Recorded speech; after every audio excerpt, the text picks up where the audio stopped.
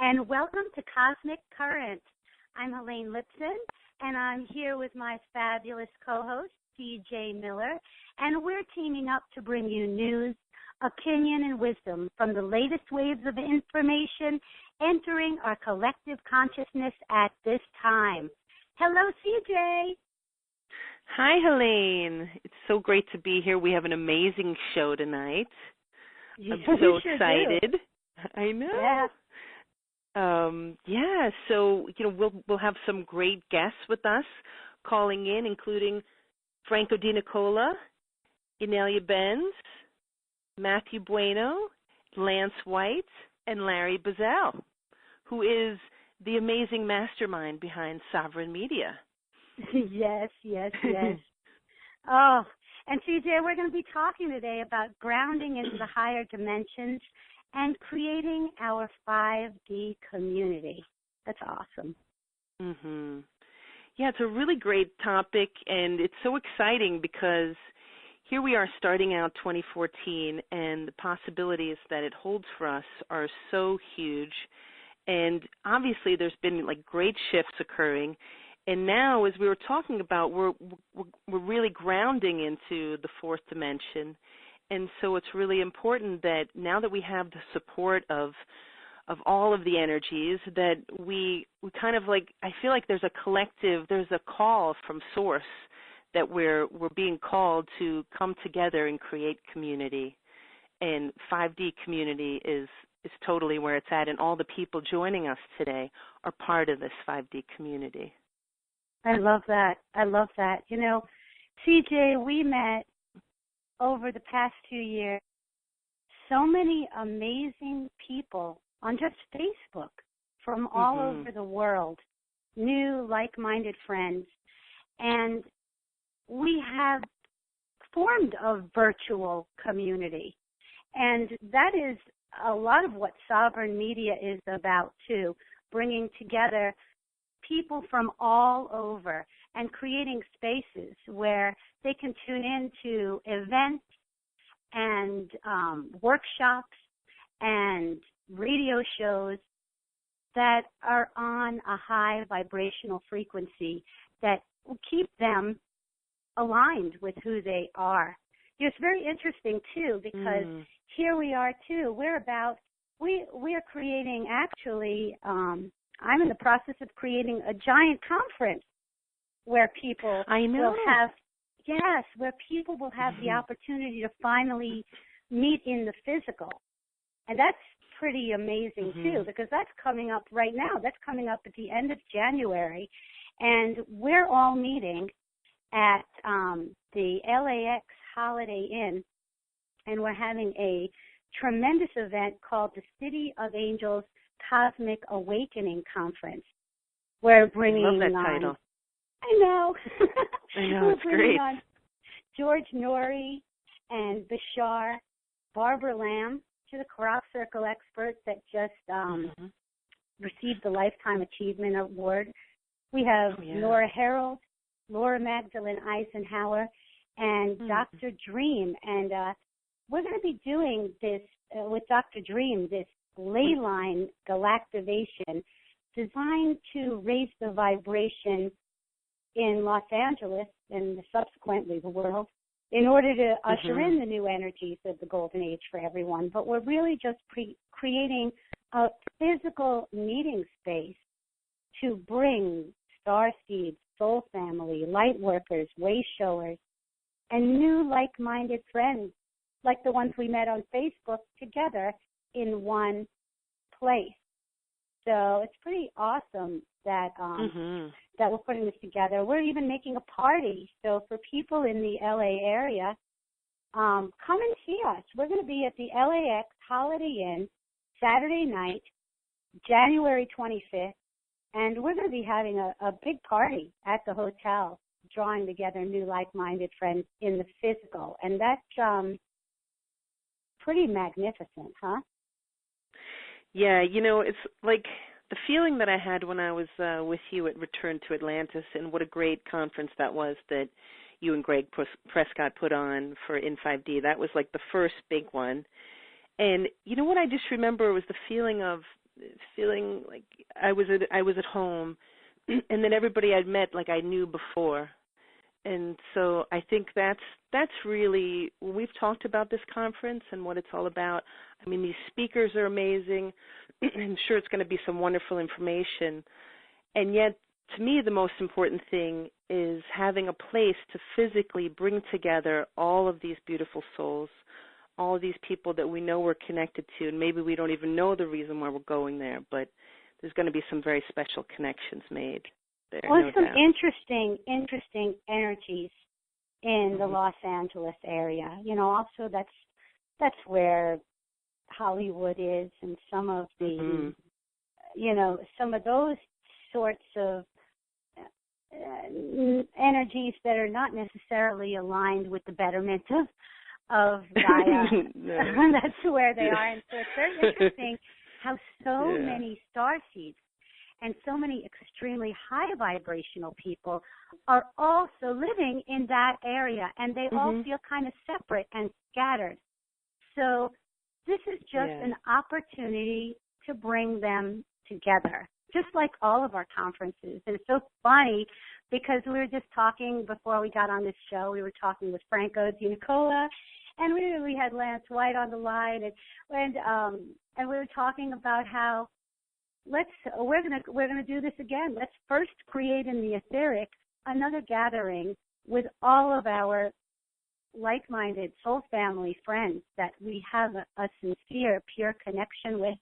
Bring them all to the same place, and then send out this kind of invitation etherically to everybody that is in alignment with it for their best and highest good. It's beautiful concepts, and the ideas and the combinations are limitless, and it's so exciting. So what a show we have tonight, DJ. I would love to just open the call now to some of our fabulous guests, like Larry Buzzell. Larry, are you here? Oh, yeah, I'm here. I wouldn't miss it for the world. Yay. Hey, Larry. And then Lance White. Lance White, are you here with us? I'm here with you. We love you, Lance White. I love you guys too. I have been listening to a fireside chat for years. Lance is an absolute pioneer, and he's has been kind of a role model for me. I heard his shows, and I said to myself, I want to do that. I want to do what he does. I love that. So it's just a gift and an honor to have you. Well, and then, here. Yay! And then our friend Franco DeNicola. Franco, are you there? Yes, I am, and all excited to be on and to play tonight together. And it's great. You got a beautiful team. We sure do. Hey. We've got quite the party. And so let's just start it up with us. And so we are actually talking about creating 5D community. But I'd love to start it off by talking a little bit about what it means. I mean, for our listeners, when we started to talk about what it means to be grounded in the higher dimensions. And I guess just from my perspective, or what has changed with me that has made me feel like I was grounding in the higher dimensions would be, more than ever, a sense of clarity, ability to discern. I'm able to look at people a little bit more clearly and feel them and see them. I've also experienced a lack of an emotional reaction to all kinds of circumstances that were seemingly difficult, just a lot less drama, and just responding, and rather than emotionally reacting. I also, we were talking about this earlier, I have been losing track of time. What day is it? What time is it? And I don't even know. And then for me, synchronicities, I mean, I had a day, I did readings one day, everyone, 3 different people, their first name was Alicia. I did readings another day, everybody was born in 1969.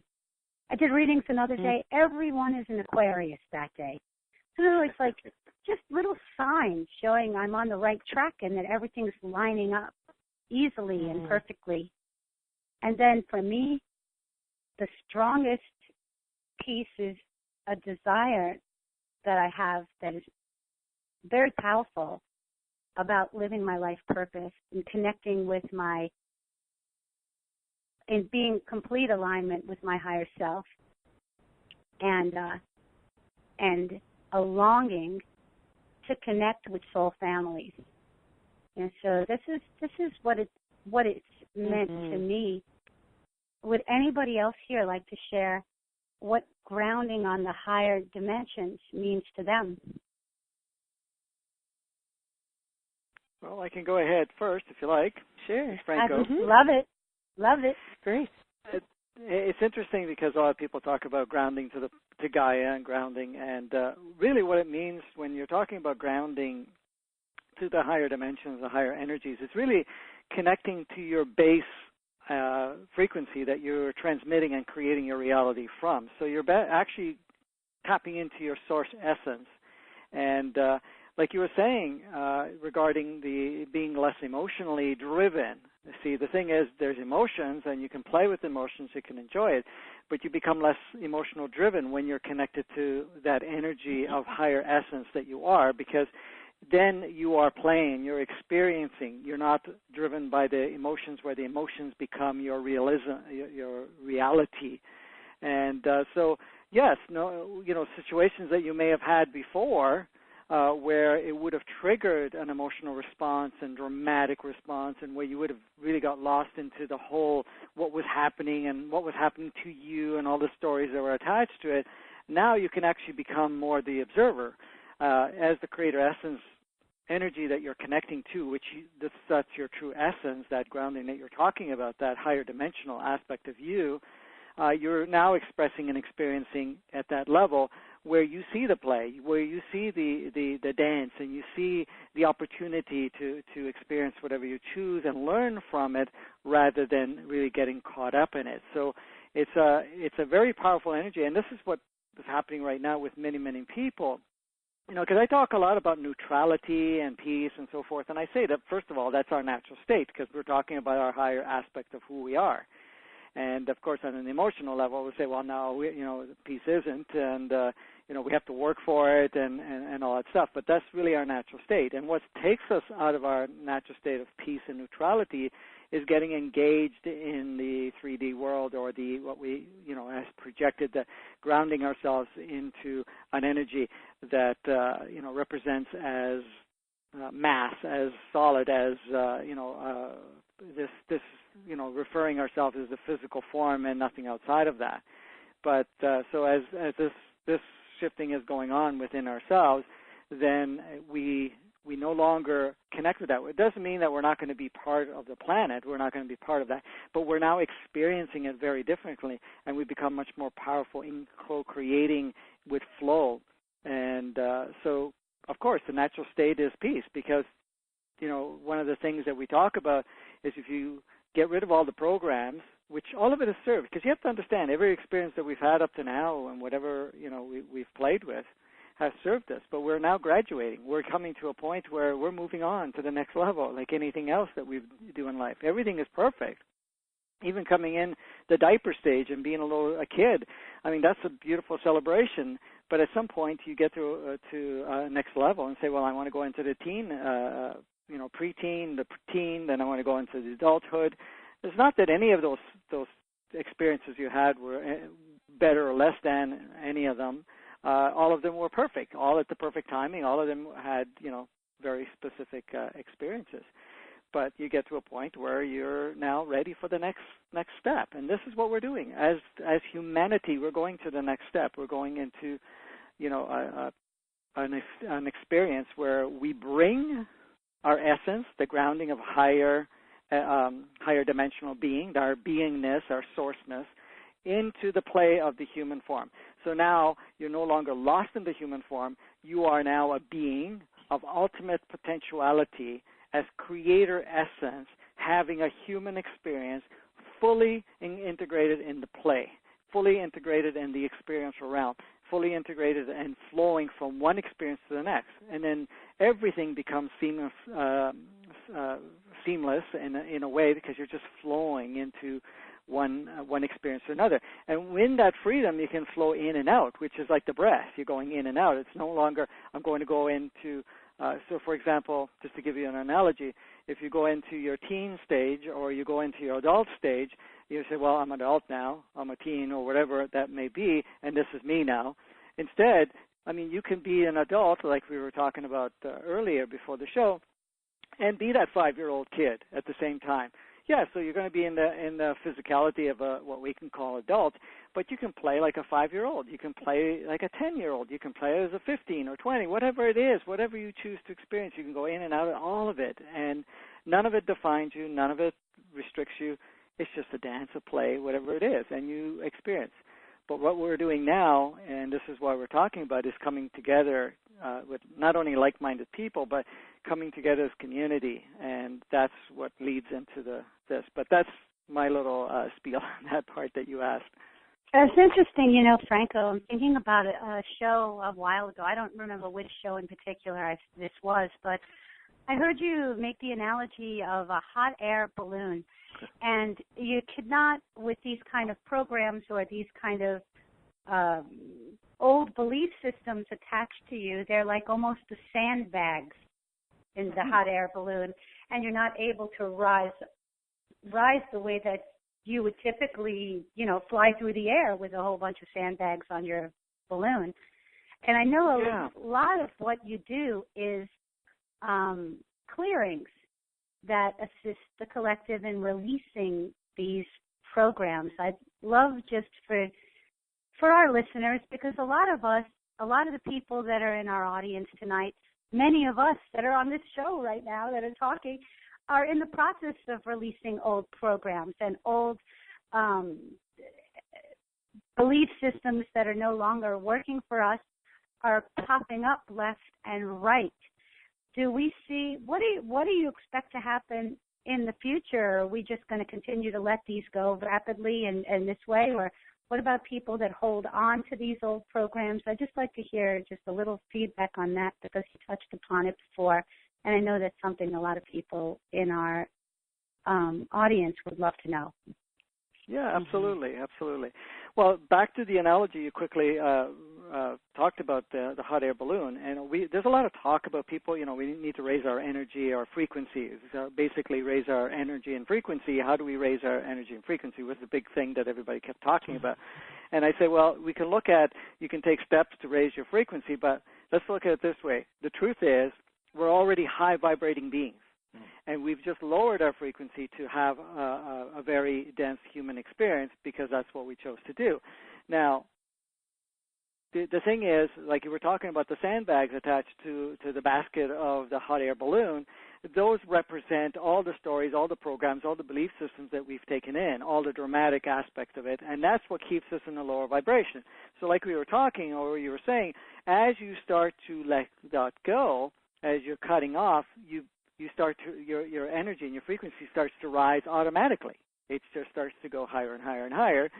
But it's just really letting go what, you know, we brought into our reality as our experience that has lowered our vibration. So right now, what's happening at this point in time, and it has been happening for a while, but it's intensifying, specifically, you know, as the time changes. Because, I mean, by the middle of this month, the planet itself is a full integration of fourth dimensional consciousness. It basically is vibrating at its peak at fourth dimensional consciousness. Now, there's a lot of humans are still in third dimensional consciousness. But what keeps them in third dimensional consciousness is really just the stories, the belief systems, the programs, the fears, and all of that, which is conditioned and programmed as we've taken on as part of our experience. So the work that we are all doing together now is, first of all, to see the perfection of what we've taken on as an experience. I mean, if we took on a belief, we took on a conditioning, we took on a program, and we've experienced something, even a definition, because many of us are full of definitions, who we are, what, how to think, how to feel, and so forth. But the definitions that, I'm a male or female, that I'm just a physicality, that I am this career, that I am this upbringing, and I am this story, I am my culture, I am my religion. We have a lot of definitions of that. Or then we apply additional definitions. I'm not good enough, I'm not capable enough, I'm not beautiful enough, or that, I failed all the time, or, all these things. And we defined ourselves as something, which was part of the beautiful dance that we chose to experience. But those are part and parcel of things that we now, with all these belief systems and definitions, it's hard to hold on to that and make a shift at the same time. So this is what the process is now. Everything that we've held on to, everything, and we're not even talking about the stuff that's only in this lifetime. We're talking about, and I know sometimes people say, well, how do I know about my past lives? And so we're bringing in stuff from past lives, we're bringing in things for this life, but we're also bringing in stuff from lineage, from family, and so forth that we've taken on, and all of it is coming up. Even things that we thought we had taken care of in our life. Say you had an issue with somebody in your family, or a father or mother, whoever, and we've created an energy of resentment or feeling less than or something within that experience, and we've gone through the whole process of forgiving and saying, okay, I have to forgive my parents, I have to forgive myself for getting caught up in it, and so forth. But, we never really cleared it out completely, because we were still playing the fact of, hey, I forgave them because they were wrong, they did me wrong, but I'm the bigger person, and I'm letting them, let that slide at this point because I am that. That would have, appeased us for a period of time, but, that basic fundamental program in there, if it's not been completely cleared, which in most cases, that is coming up to the surface. But this is all for us to let go. So let go of all definition, let go of all programs, all letting go of all automatic responses and things like that, and becomes lighter. You become lighter, you become much more playful, and you start to experience life completely different.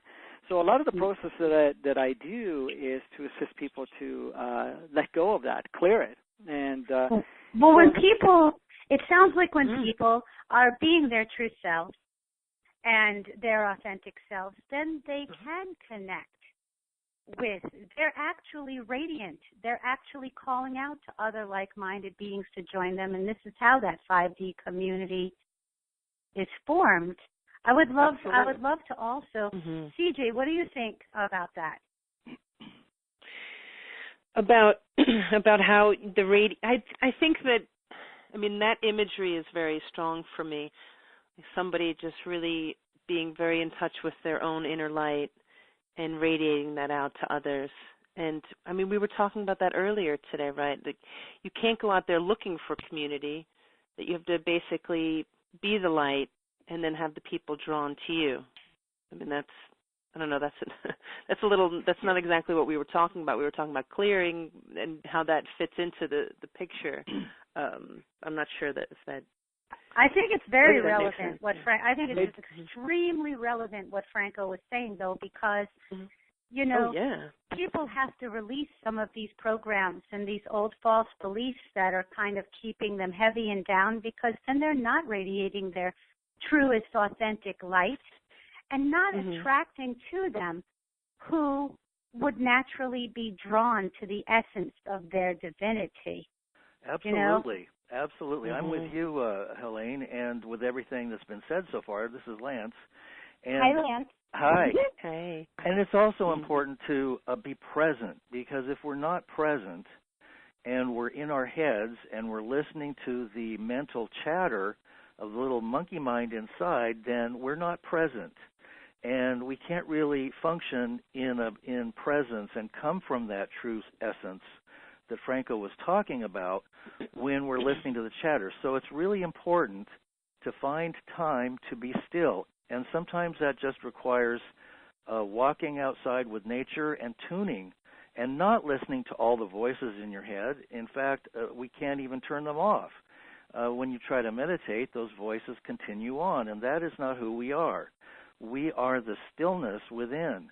And from that space, we can tune to the other spirits that are around us, and that means also tuning into nature. That's the easiest way, really, to do it, is to start paying attention to what's around us and really being present to what's going on. When we listen to all that chatter inside, it is distracting. And I like the analogy of a hot air balloon, because once we start dropping everything that is inauthentic, all that's left is what's authentic, and it already vibrates at the highest vibration, the highest frequencies. So we don't have to do anything except let go. Just let go. Let go of your judgments, your thoughts, your emotions, your beliefs. You know, if you have a strong belief and somebody says something and you disagree with it, you can see where your beliefs are stopping you from really being with that other person. One of the best examples is that fellow who, the long-haired guy on the, I haven't been following it, but the one who made some kind of comment about gay people, and there was a huge ruckus about it.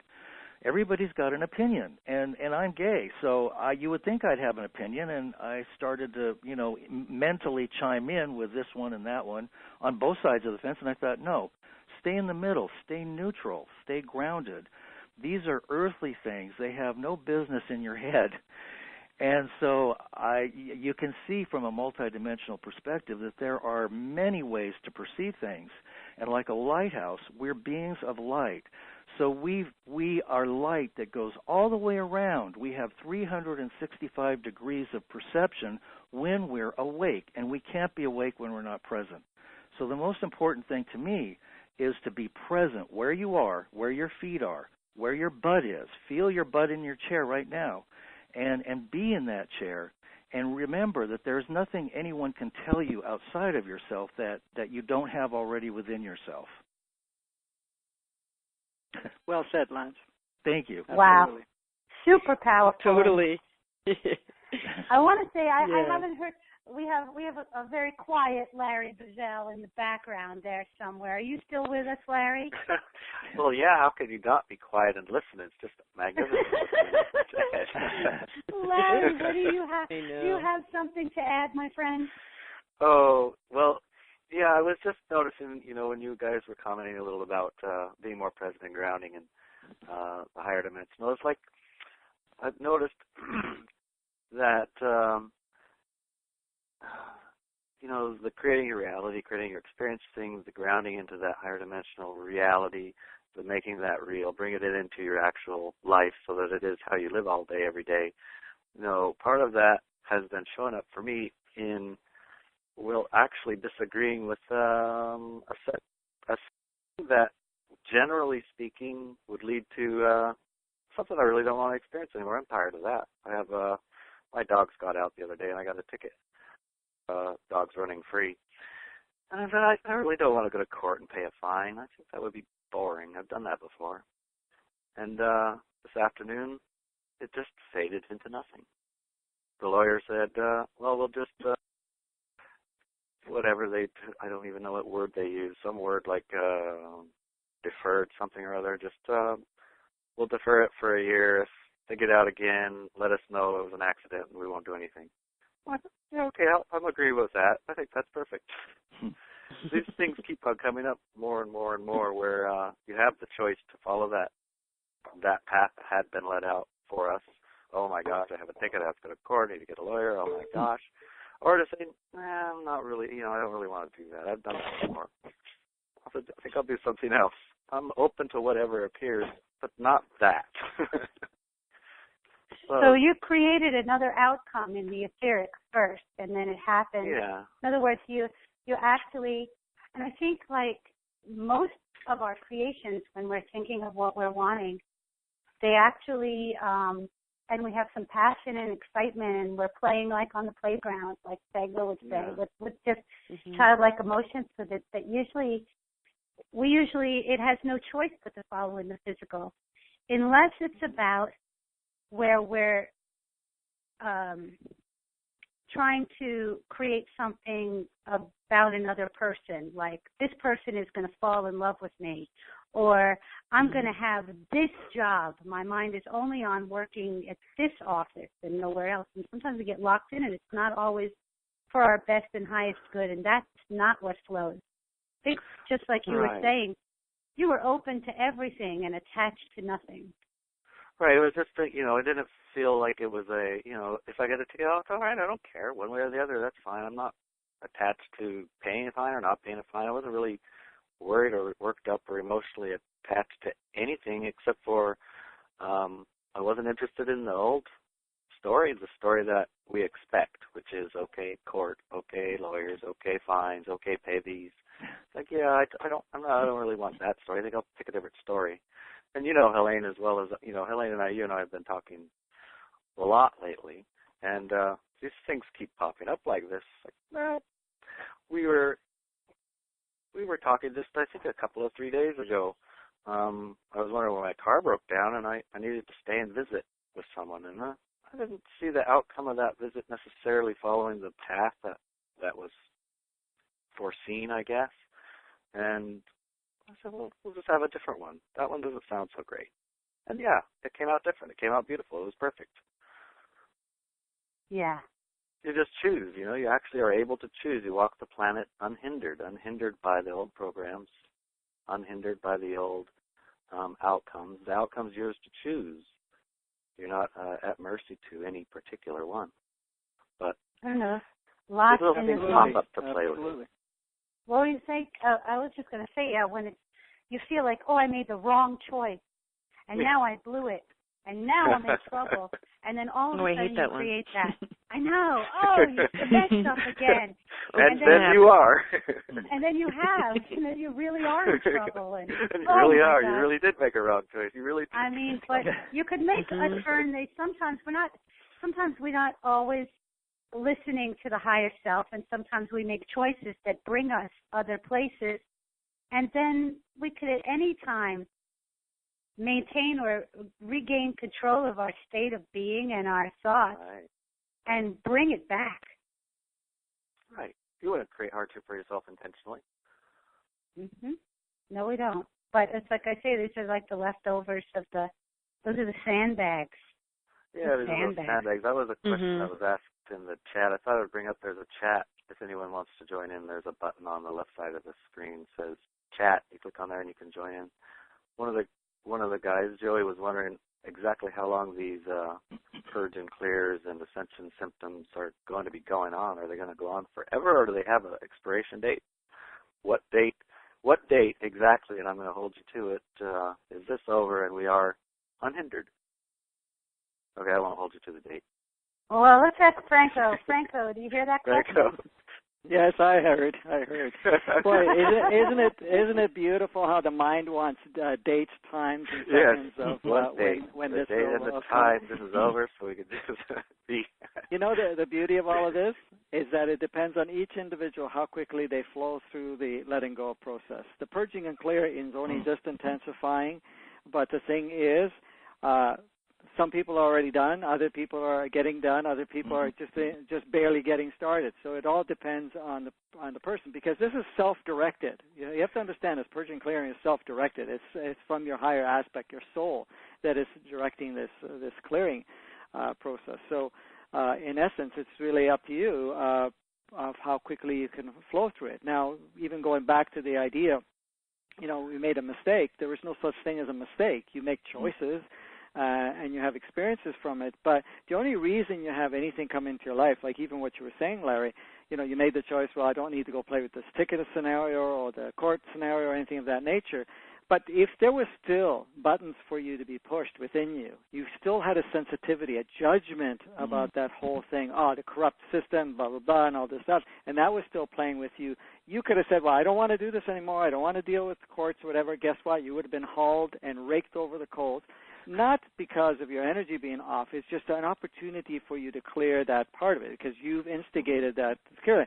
But since you got into a state of neutrality, it wasn't really necessary to go to the full unfoldment. You only needed a part of it. Guess what? Things came along and say, oh, yeah, let's defer it, let's do this, and eventually it'll probably even dissolve, and you didn't even have to do anything. It's like gone. They dropped it, they forgot it, they lost it. But Is it luck? No, it's because your soul basically said, we don't need to go through this whole scenario because we got the lesson. We learned what we need to learn. We're not playing with that scenario anymore in the sense where I have a program of judging the system, judging what's fair, what's wrong, what's right, and all that stuff, and we're done with that part. Then that's where it just that was the funny part. There were plenty in my family, my mom. There were, oh my God, that's so unfair. Oh my God, everybody else's dog is running around. Why are you picked on? I was like, I don't know. I'm not picked on. I don't feel picked on. It's just a thing. So what? It's no big. It's nothing. It isn't anything at all.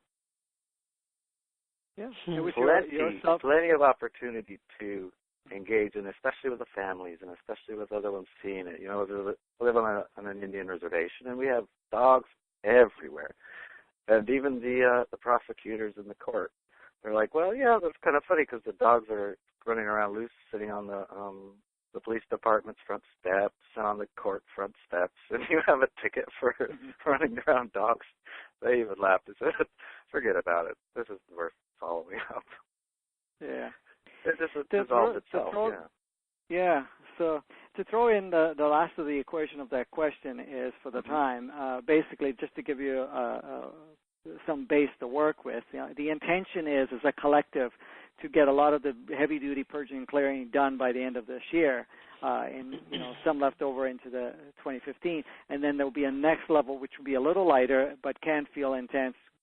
But the intention is to get most of this clearing up stuff done by the time we step into 2017, because we're going really basically fully integrated into fifth dimensional consciousness, so we're not even going to be playing with any of this 3D stuff, because really what we're clearing is 3D stuff that we have taken on as part of our experience, and that's what we're doing. So by that time, we're no longer encompassed or holding on to any of that. You wouldn't even be able to be there. It's like, how can I be here at this point in time and carry all this baggage? It's not possible. So that gives you an idea, a guideline. That's going to be fun to talk about with Inelia, too. She's mentioned 2017 as a particularly interesting time for her as well. And so having the both of you on talk about that, this period between those two times, that's going to be pretty fun to hear. Well, I agreed to stay until 2017 and not a minute later if I don't want to. Yeah, that's Lance. You're right. Of course, Lance, when we get to 2017, that could easily change. Well, if I'm having a good time, I'll stick around. That's what I was going to say, Lance. If it's fun, I'll stay. Oh, yeah.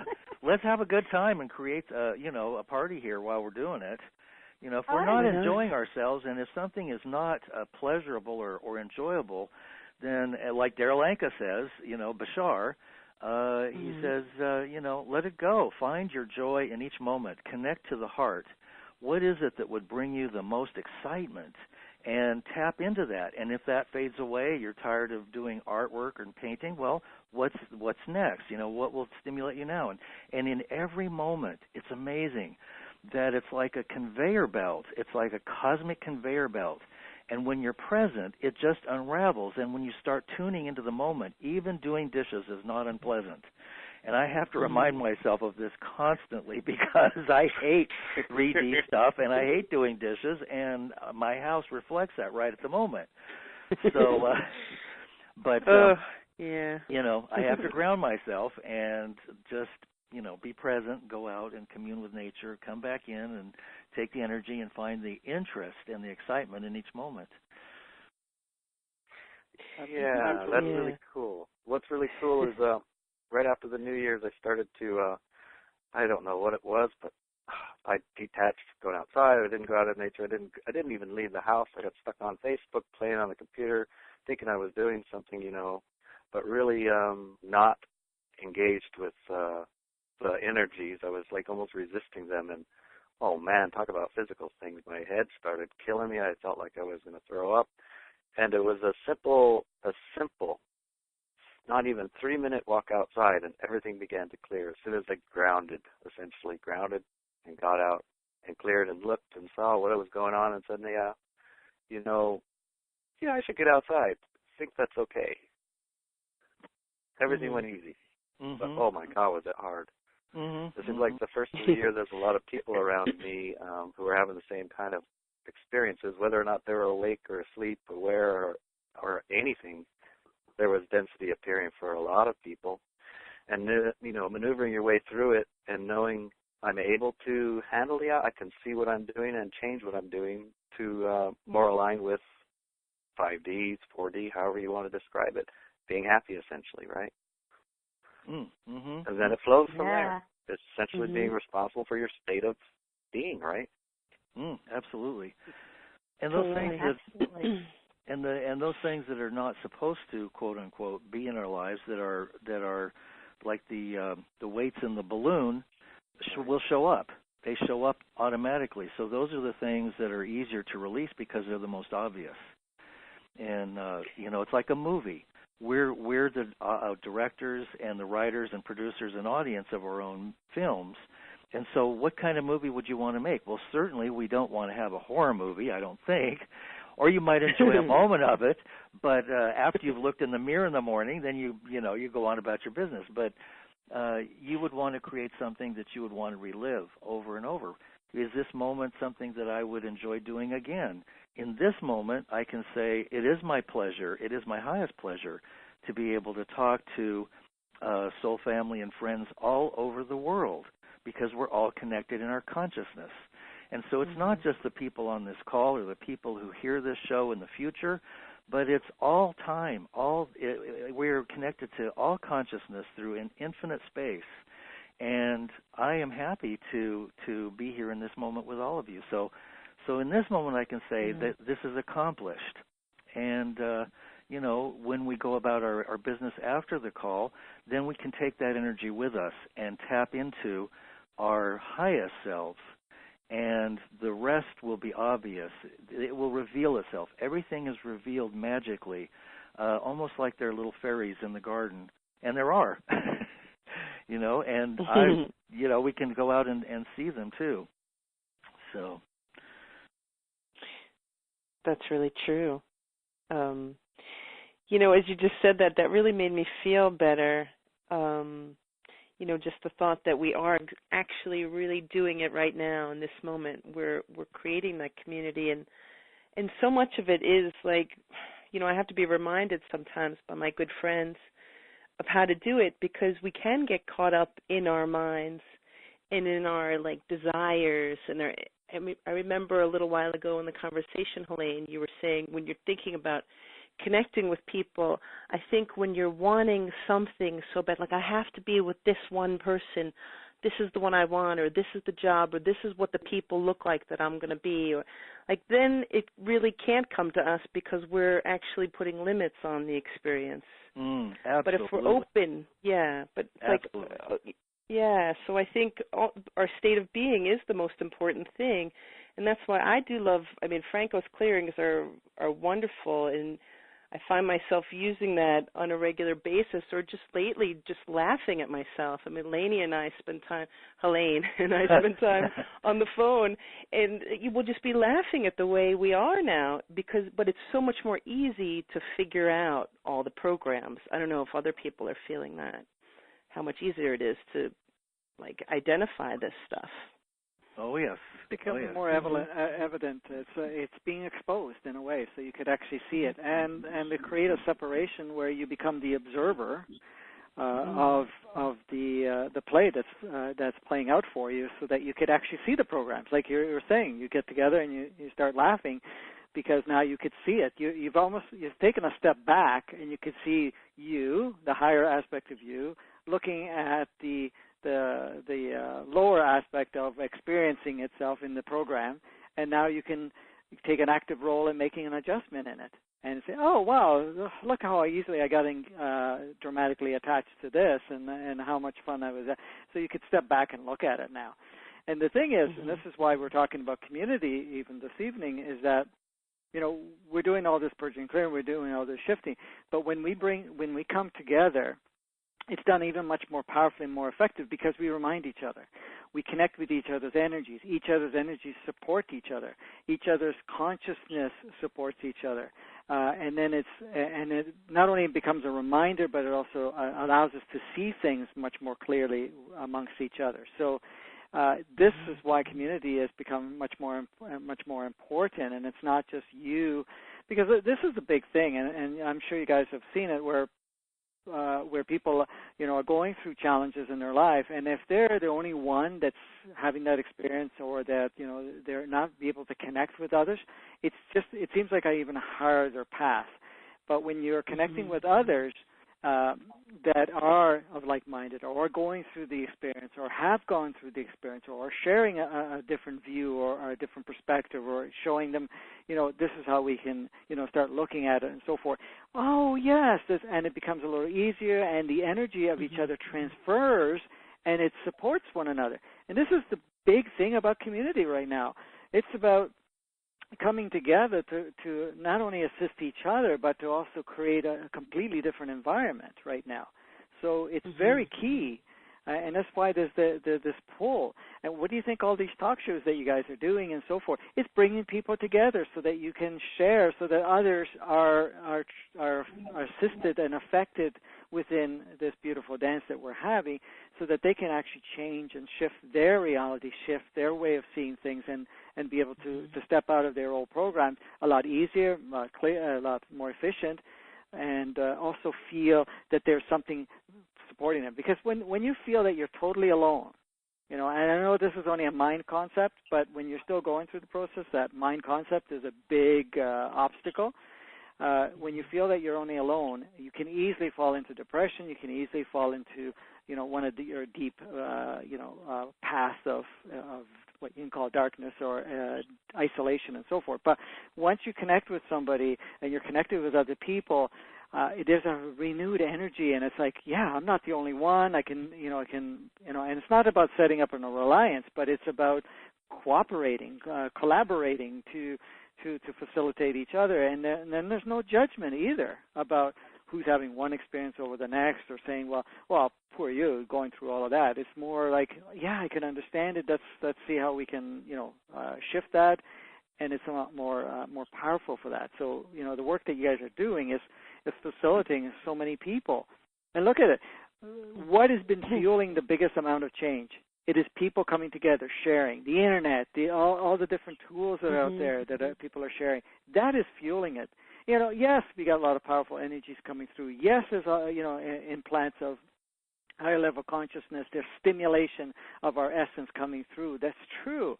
But the thing is, it's also what we are sharing with one another that's really perpetuating things much more clearly. Because how many people now, know things inside? But until they hear it, until they share it with somebody else, there's not that confirmation. So it almost like, I don't know, maybe I can feel this, but I don't know for sure. But when they hear it, it's reflected back through somebody else. Wow, it just fuels in them and say, yeah, I've known that. But yes, I can now kind of take the steps there. You see how powerful that is? Yeah. First of all, Franco, I thank Totally. you so much for also saying that about me and Claudia and Larry and media companies, 5D, and all of us that had that message that we were to speak out and use our voices to just share and draw people together. So nice that you said that too. Yeah. I just want to thank you for saying that to us. And I want to also say we have another one of our friends, our 5D community friends, Matthew Bueno, who is with us on the call right now. Matthew is a shaman, clairvoyant, extremely powerful healer. Many of you have seen him on shows with CJ in the past on In 5D, and he'll be on Sovereign Media too. But I just want to see, Matthew, are you here too with us? Yeah, I'm right here. I'm listening to you guys. Can you hear me? Matthew. Hey. I love the way you accentuate my Matthew Bueno name. That's pretty impressive. Well, because Matthew is good. You can't get a better name than that. If you were called Matthew is great. How do you say great in Spanish? That would be muy bueno. Matthew Magnifico? So he would be Matthew. He's not Matthew S. Bueno. He's Matthew M. Bueno now. Okay, now we got that straight. Matthew Bueno, tell me a little bit about what you see as far as grounding into the higher dimensions, and we're also talking about establishing or 5D communities. I really enjoyed what Franco had to say about drawing people in just by what you're doing. And one of the things that you guys were talking about, I think it was Lance talking about earlier, how to draw people in, and for some of us, we're meant to be those kinds of people. We carry that vibration that allows people to be comfortable. One of the things about drawing in community is that we got to be approachable. We got to be able to resonate with each other's goals, with each other's love, with each other's, our path and what we all gravitate towards. And last year there was a lot of depression. A lot of people were feeling lost. A lot of people were feeling disconnected.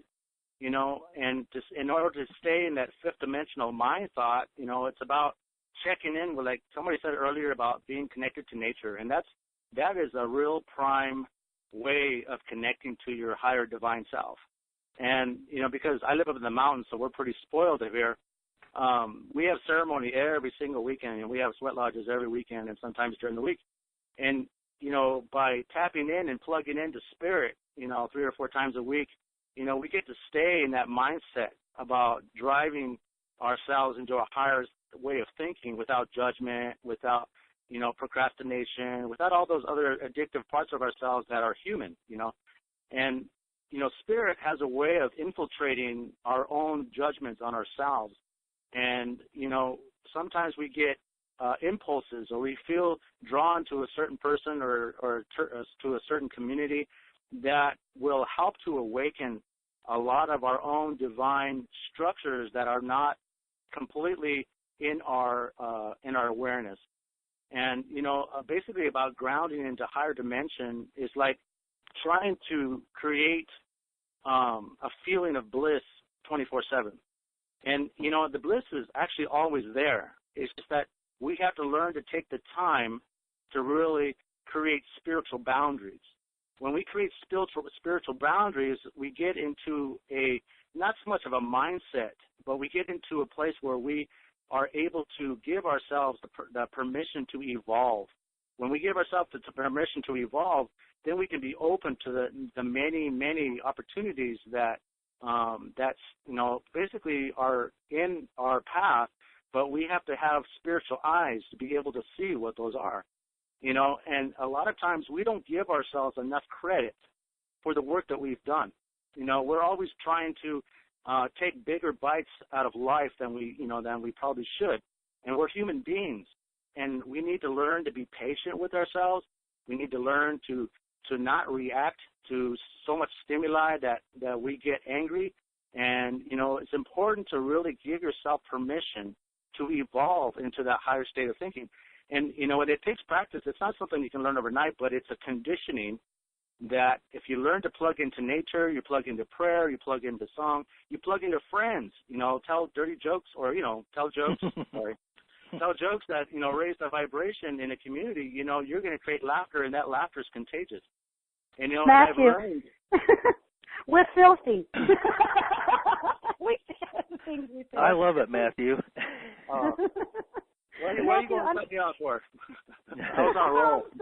You sure were. I'm so sorry. I was just, my mind, what's the word? I just got on to dirty jokes, and I just got lost. Sorry. But I am so glad that you and Franco are actually on the same show together. Larry and I, a fantasy of ours is about having a conference with you and Franco together. So that's we've been thinking about that a lot, and so it's so amazing that you're on the same show. Two of you. Yeah, I really respect Franco. He has a very grounding, intelligent way of describing his experience, and it really resonates from a lot of things that he says. It really resonates with me.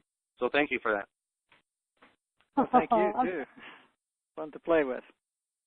Yeah. I'm so sorry. I didn't mean you were on a roll, Matthew.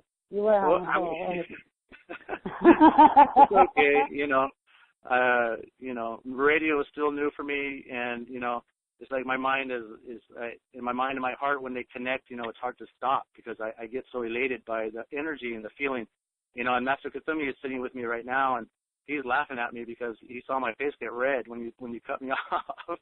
And it's just Master Kuthumi is my teacher, and he comes to me the way I knew him in my previous life, and him and I are buddies. He tells me things that are really, really, really just I can't believe some of the solutions that the masters come up with. It's imparable really to share as much as I can and as much as comes through me because I don't know how long I'm going to be here on the planet. I don't know how long it's going to take for people to wake up. And I have a beautiful, tremendous gift that I got from God. And my grandmother, I told you before, she told me that, Matthew, if there's any sin in this world, it's having a gift and not using it. Mm-hmm. So I've been on that journey. I've been on that path to share as much as I can with the amount of time that I have on this planet. And through my experiences, I can only tell you that the way I learn things and really resonate is I have to live through it first.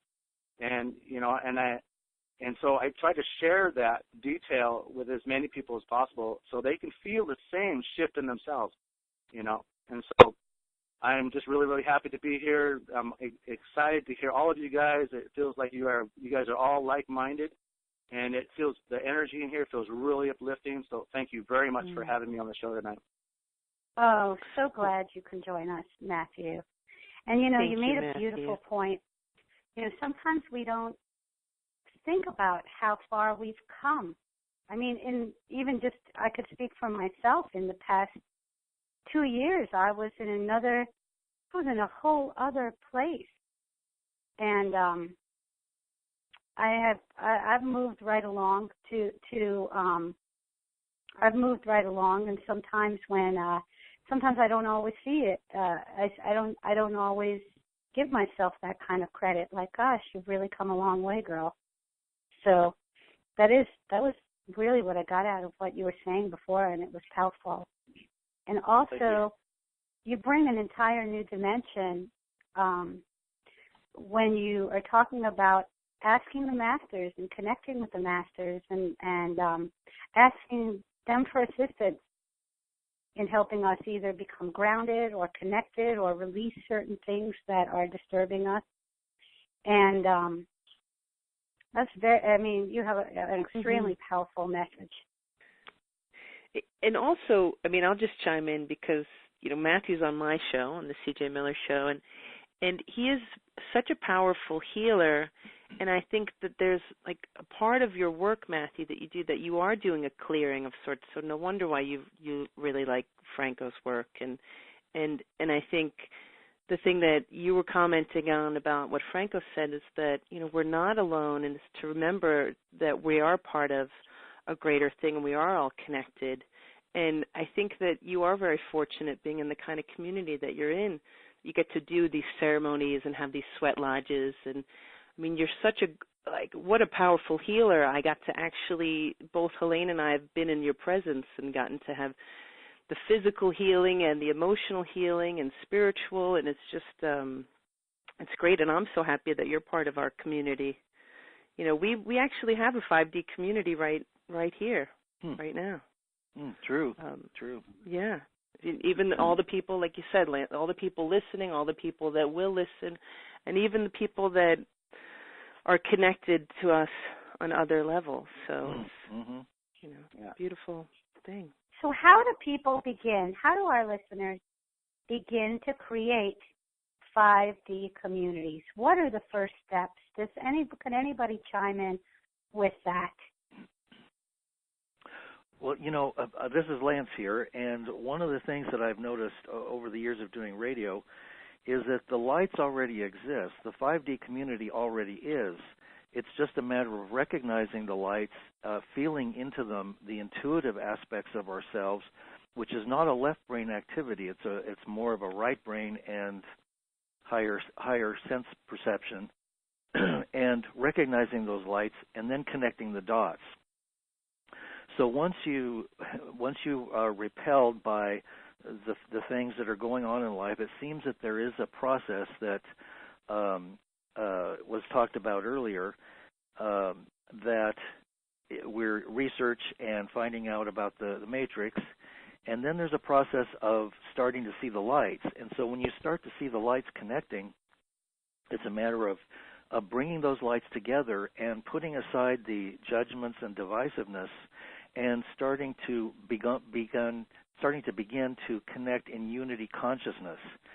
And Inelia just had a 2-day gathering that Larry and I were both at, and many people came from all over the world, and we had an experience of joining together in unity consciousness. So this is as I feel into it, is what's happening. So what those things that make the most sense to our essence, our soul, we will be attracted to, and it's a matter of finding those things and then supporting and empowering those things which are life-affirming.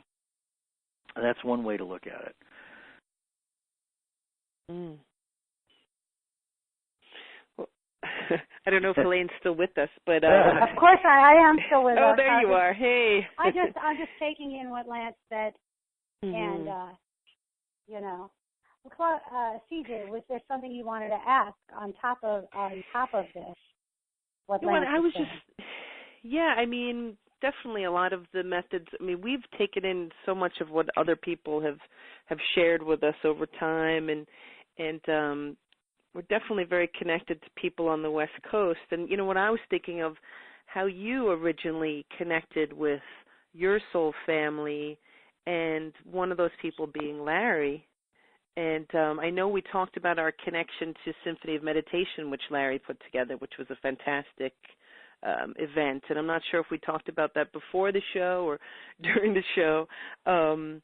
But I know that you have a method for creating in the etheric that allows things to then happen in the physical. And I mean, you have a lot of different methods. We've talked about them, and I just wondered if you could share one of your methods for doing that. Lately, what I've been doing lately, I've had, it's been a gift to be able to connect personally with Matthew, because this came from him. My latest thing that I've been doing is something that Matthew suggested to me, and that was creating a bubble in my third eye, the highest vibrational color that would be aligned with me. So I've been choosing a purple bubble that's created in my third eye, and he suggested that Master Hilarion, Master Kasumi, Metatron, and Merlin assist me as I hold my vision of something that I'm wanting to create.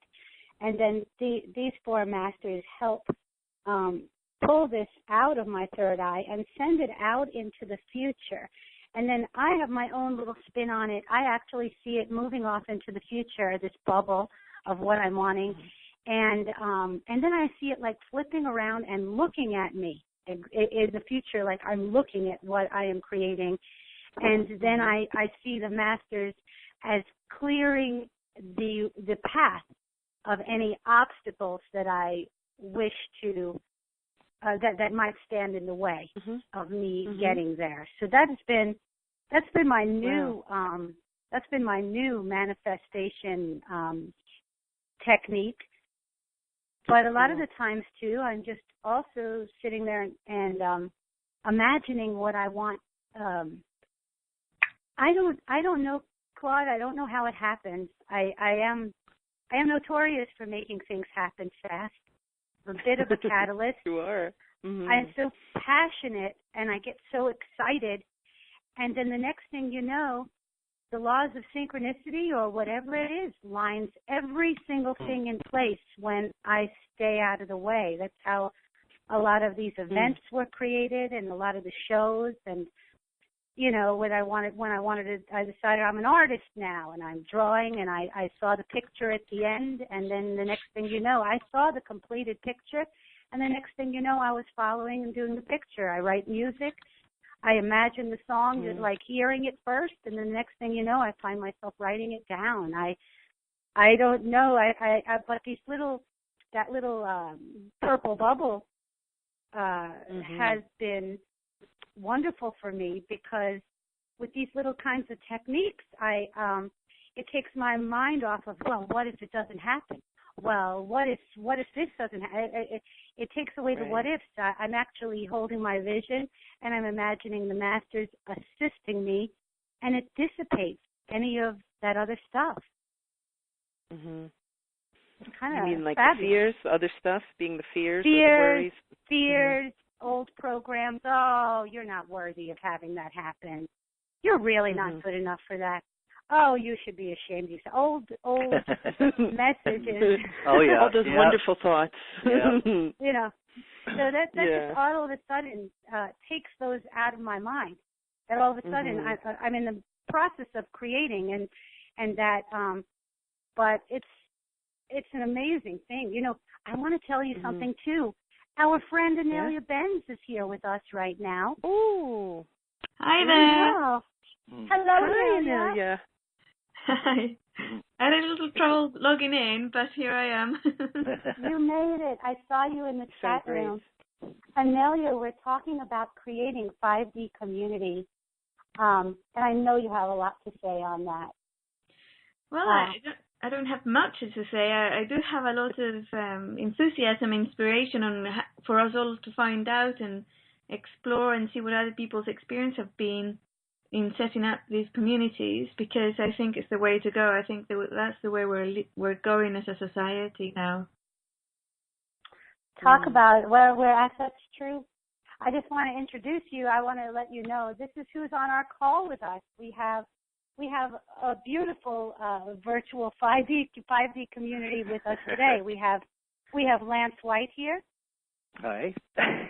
Hi, Amelia.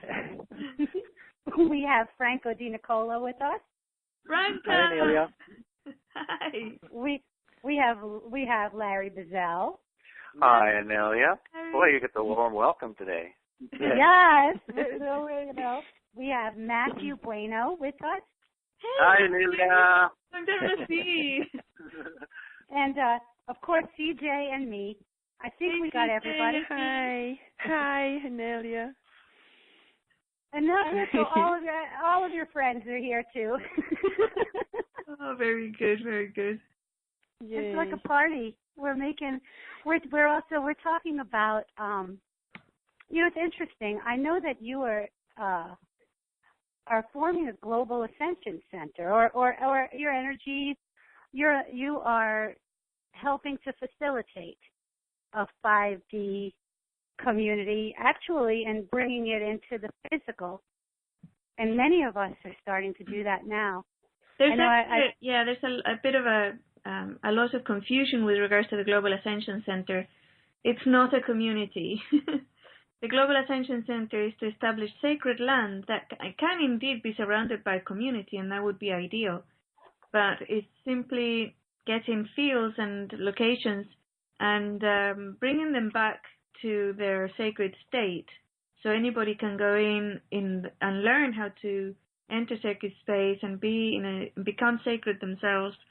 But it's not Global Ascension Center. It's not about setting up a community. So there's a difference. The thing that I'm interested in at the moment is it would be very, very fascinating and interesting if a community did gather, like a group of individuals, to buy a big piece of land, and then some of that land to be sold to the Global Ascension Center, so it's kept independent of the community, energetically speaking, but at the same, so that it can be sacred, yeah. So we don't build anything there, but we allow, or we work with the elementals and make it into that portal that everybody can have access to. The entire human collective can have access to, not just the people around or the community around the field, right? Interesting. This is different than what you're creating, isn't it, Franco? I heard that you were thinking of putting together a center, but yours is more about an actual place with buildings and not. Yes. It is a center that's located in the forest that we're working on. We have a place already that we're just working out the details with the people that are, because it's been around for a little while and it's been owned and used for other purposes before, but it felt that's the place. So we're just working things out. But basically, we're creating an environment. It's a oneness center where people will come together and have complete experiences, from retreats to where we're going to be housing opportunities for people to come in and be immersed in various different facilitators and so forth to help them go through the process of changes, but also to access their higher aspects of themselves in a community-based scenario. And it's really bringing a lot of people together that are, like-minded, that are there with their heart open to facilitate one another, to work. Because that's one of the things people feel like, I have all these talents, I have these capabilities, but I'm working on my own, and I don't have the resources of, working in a group. Because everybody brings something very dynamic, very powerful within the community, within the center. And we want to create this as the hub, and then create other centers all over the world. And really, it's about transforming our human experience, transforming our way of looking at our experience of life. It is also assisting people to transform a lot of the different cultures and industries that we have, the different levels of structures that we have, so that we can all, like from anything, from government to others, bringing in the educational system and so forth, and really opening up their mind, opening up their hearts, bringing a different level of consciousness within, and then going back to their communities and shifting the environment. So it is a center where people would come in and immerse themselves. It could be a few days to a week or whatever time. They go through their process of making adjustments within themselves, clearing whatever they need to clear for themselves, then obtaining higher consciousness, even learning how to integrate, where more of a holistic aspect of life, also bringing in a much more, how can you say, the whole understanding of having something that is sustainable and so forth. So, even going right down to the basics of learning how to communicate with their body, what is functionally acceptable with the body in say food, their way of their energies and so forth. So it's really encompassing all that. People come in, go through a transformation within themselves, and then go into their communities and bring that transformation to them and create a hub where we're connected. And we wanted to create, like a TV station, radio station from there that will be transmitting all day, and bringing different people, sharing their not only their technologies but their understandings, their whatever they have to give. So that's what we're working on. So it's more concrete, where people can come in and have a complete experience fully, and it is immersed in the middle of the forest. So there's lots of nature. The buildings that are existing there are older buildings, so they don't carry it has different energy. It's a much more comforting energy.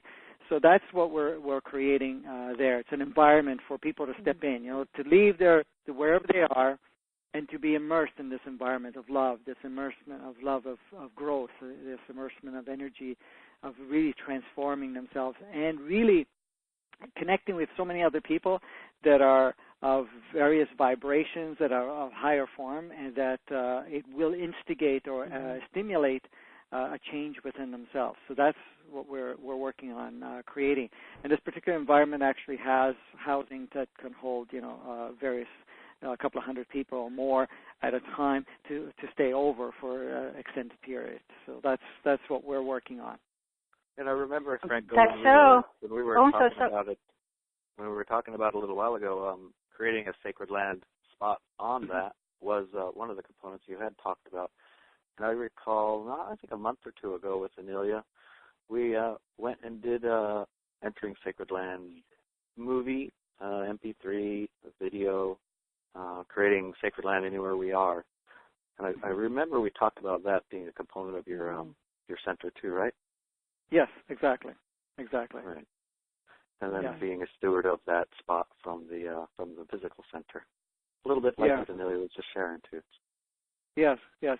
We wanted to create a facility, a place where people can come and really create a shift within themselves, and then go back and create that energy wherever they're going. So we're going through a major transformation. People's realities are shifting. The way we've experienced life is not any longer conducive. It does not feel natural any longer. Not that any of it really was 100% natural ever, but to a certain degree it felt natural because of the fact that was a path that we were on. So not feeling that way, so giving them the opportunity to really connect with that aspect of it, and then be able to really start living it. But we wanted to have a place to do that, and this has been showing up for me for 4 years, right. and just recently in the last few months, it started to look like it was happening very soon. I didn't even know where it was. We thought we had to build it, so I kept, one day I asked, does this place exist, or is it, do we have to build it? And it was very clear. My soul said, no, it's there, and it even told me where it was. And then the synchronicities happened that a few days later, somebody came over for a meeting that we were having, and I just happened to mention it to them. They knew exactly the place, and they said, "This is it. This is the place that you're talking about." And I said, "Fantastic! Then we're going to contact the people that own it and run it, and work something collaboratively to start off, and where we use a part of it because it's a huge center, and then grow into it and so forth." So we're in the midst of that at this moment, but it became very. Mm-hmm. It's exciting, Franco. We're going to, on Sovereign Media, we're going to follow up from time to time and see where you're at with this. And Inelia, with you as well, regarding the Global Ascension Center. Inelia, before you came on, we were talking about creating 5D community. We were also talking about grounding into the higher dimensions. And Franco was talking a little bit a minute ago about how we're going through this kind of transformation. We've all come a long way. I wonder if you have anything to add about what's going on now and what we can expect as we're moving into 2017. Kind of bringing back that conversation, because I would love to hear Inelia's take on this. It's difficult to know exactly what was said already. So, Sorry. What I see is I've always talked about 2017, and I can see a lot of more people are talking about it now. People that I've never heard of before, or they've never heard of me, are now talking about that particular date. I think it's because this shift was never meant to be one day. It comes in waves, and it pulsates very strongly and very powerfully, but I do think that we have, as a society, as a species, and as a planet, a window in linear time space where we can experience this shift.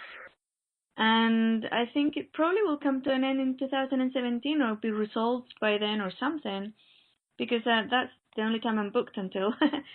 But this year in particular, I think that it's important for us to realize that we are powerful, and that everything we think, our emotion, especially our emotions, or everything we do or say, if they're charged with an emotion or an intent, a conscious intent, is extremely powerful.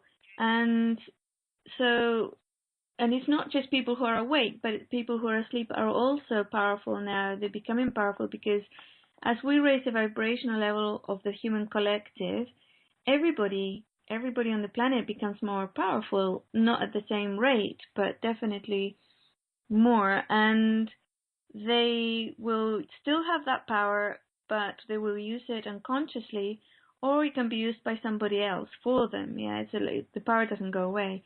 How is it used? They get triggered to feel fear, to think that a war is a good idea, to do all sorts of things, yeah?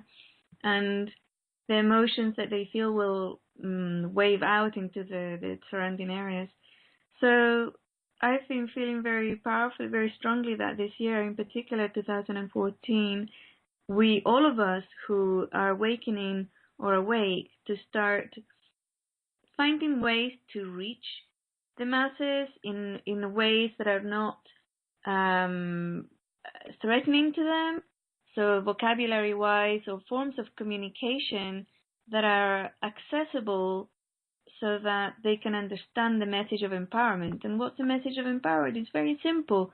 You're a divine being, you're an eternal being, you are God, so you are powerful, and become conscious of how you use that power. Yeah, and so basically that's what I think is the main thing for this particular year.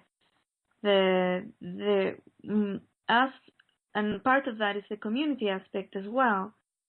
Building community with people that we resonate with, that have things in common, and not just communities that take care, like living communities, not like places to visit and stuff, but actually living models that we can try out to see what's working and what's not working. And people who are already in communities and have been on communities for many, many years, they have a lot of information for us, although a lot of them are based on old models, like patriarchal models. But, we're still learning, all of us are learning. And models that include the environment, the sacred land, include beauty and art and music, include the old, the sick, and the newborn, so that it's a complete community, not just people who are extremely gifted and skilled at doing things, getting together and surviving outside of the grid type thing, really become more complete, so that we can bring these models out into society, and maybe even start making models that can be taken into urban areas and locations that people don't normally think they can build something like this, because it's so well established already. But all we need to do is make models or make templates and allow them to happen. As long as they can be done, they're doable. Yeah. So I think it's going to be really exciting next few years, and in particular this year, I think there's a lot going to happen. We're going to reach millions or billions of people all together to get that message of empowerment. I'm thinking about a Skype call we had back when we were in Hawaii, Kauai, with me, you, and Larry, because we were trying to do just that, thinking about building a community. But back at that time, we weren't exactly sure what we were looking for. And we created, we were all together with a group of people that were seemingly spiritual, but we were completely out of balance. And we'll start again, of course, and this is a dream of ours, a communal living situation in the end. But you gave us some really helpful and important points, talking about everybody is equally important to the community. Everybody is supporting each other with their endeavors, or at least, I can see the value of a group of extremely high vibrational people. You can feel are high vibrational people, not just because of who you think they are, but they are, because they resonate so well with you.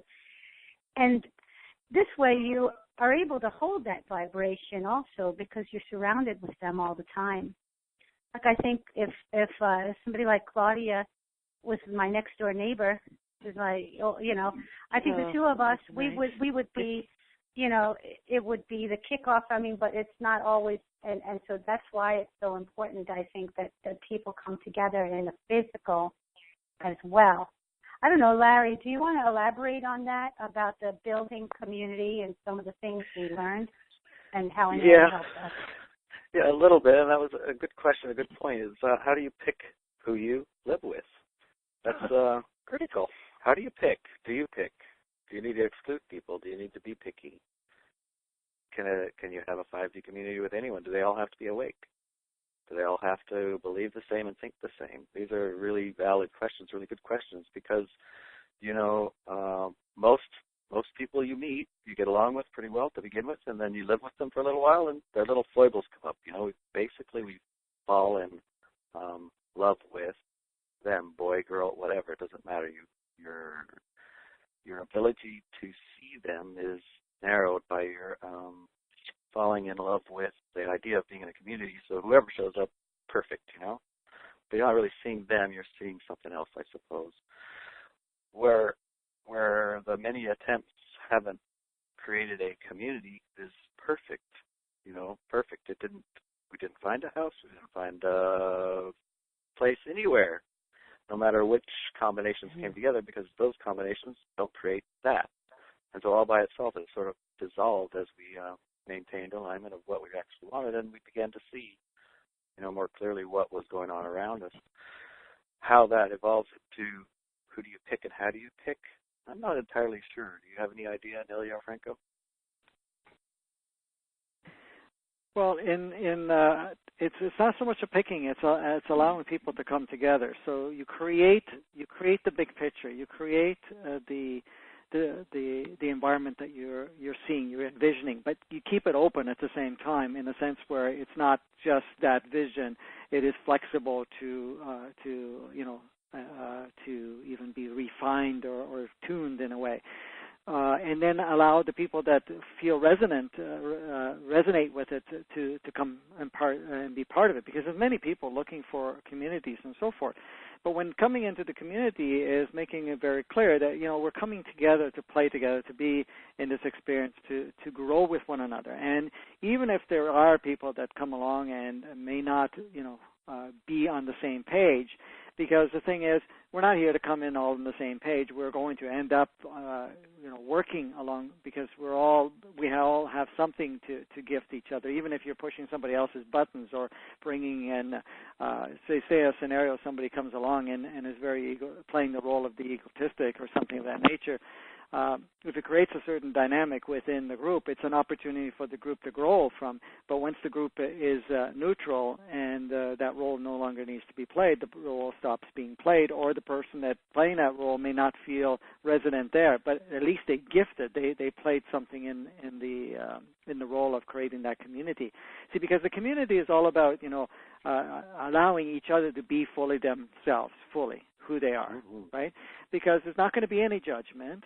The moment we're bringing in judgment, who's right, who's wrong, who's bringing more, who's bringing less, who's doing whatever, then we're creating all these polarities and we're creating all this environment. But that environment, even if it is created, it's for us to step outside of it. It's not for us to hold on to it.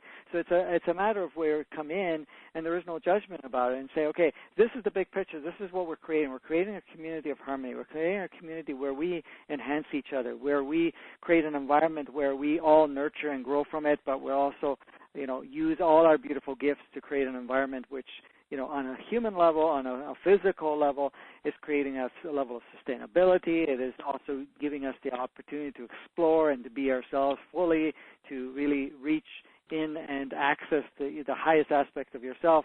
So it's about being open for that, for people to come in. Now, the thing is, if you're staying in the focus, you're staying in that role, the people will step in and step out. And it's never, you never have to look at it and say, well, we made a mistake, we shouldn't have brought this person in. If they came in, rocked the boat, that's what needed to be there. But at some point, either the community says, you're not serving any longer, or the person is going to feel so uncomfortable and not want to be there, or they go through a complete transformation themselves and realization, hey, wait a minute here, I feel outcasted or whatever it is, and I'm also seeing they see their program coming up. But as long as everybody else is around neutral, it's whatever their experience is not fueled, and guess what? It changes. So that's how the dynamic comes in. Because if we get into the whole idea that we have to pick and choose, then we're still playing in the 3D world. We're getting into the mind, who's the right person, who's not the right person. Let that naturally come together. Because remember, the souls are coming together. They're guided to be together. People come together. So if you even get into a relationship with someone, So somebody comes into your life, and yeah, you're in love with the whole idea of what this person represents for you at that time. Then, of course, you live with them for a while, and you see the roles that they're playing, and now it starts to rub you a certain way. It's a good opportunity for you to look at it and say, well, why is it rubbing me? Is it because I have a certain sensitivity to this, or because, I'm judging this person, or the fact that it's not meeting my expectations, or I have conditions, or something like that. So you always look back at yourself and say, okay, what is coming up for me, and you work with that.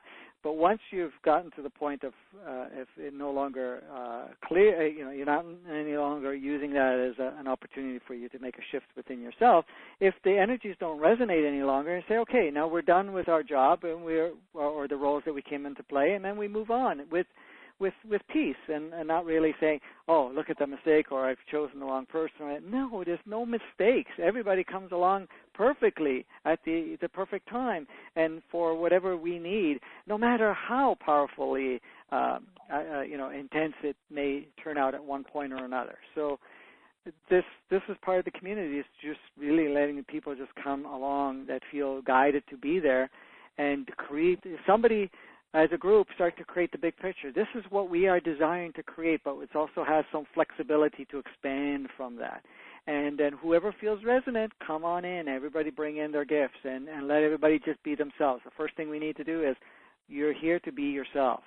Now, of course, a lot of people believe that themselves is, the programs that they've played, but really their true essence, letting their heart, to really flourish in that environment. So that's what I can share at this point.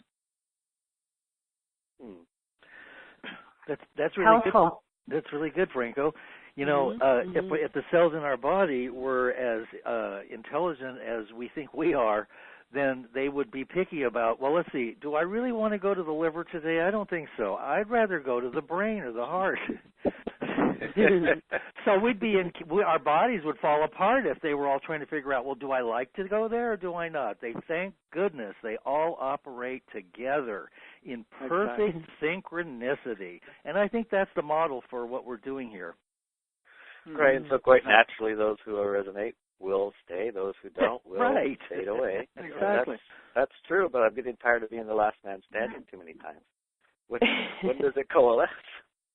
No, first of all, you're not the last one standing. Of our gigantic group, and we had an enormous group, it's only the only people that remained in residence or were able to work together and be together would be me and Larry.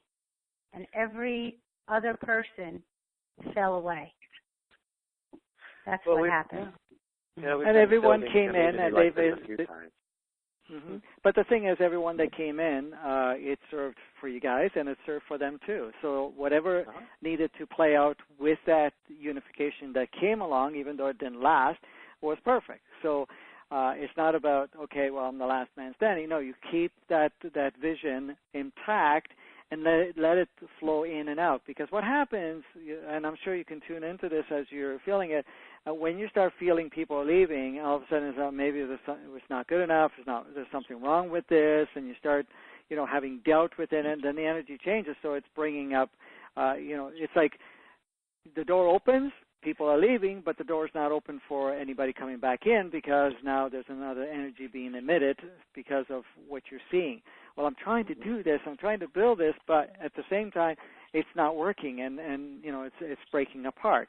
But if you leave it very natural, very open, say, okay, well, here we keep the vision going, and we just let it flow in and out.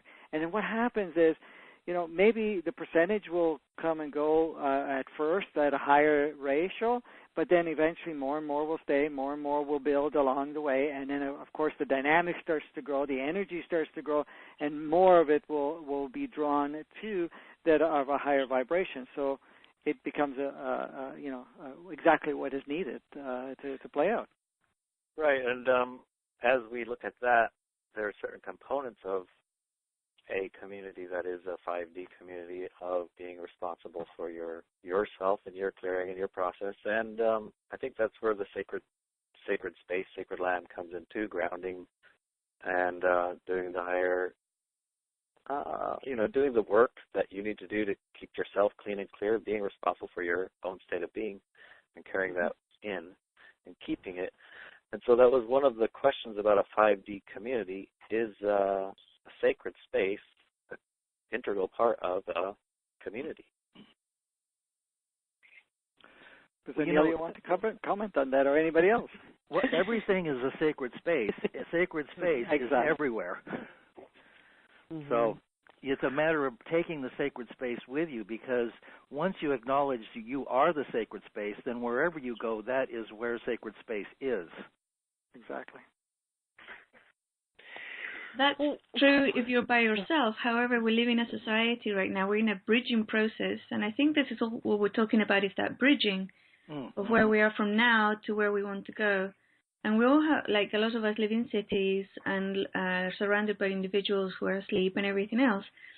But at the same time, there's that bridging of the individual who realizes they are a sacred being, they are God, and their land or wherever they go is sacred, but at the same time they have sleepers who poop all over it, you know? Right. So it's like, this is the bridging. And I think that one of the things that I saw that I think is pivotal for any community is what in the old language would be called a manifesto, like a very clear heart intent that yes, it's not stuck, it's not solid, because it changes with time. It can change with time if you find something better. But there's solid intent or basic tenets of how you want to live have to be stated so that others can see if they resonate and can try it out. You know, can come in and out and see if it's something they want to try out.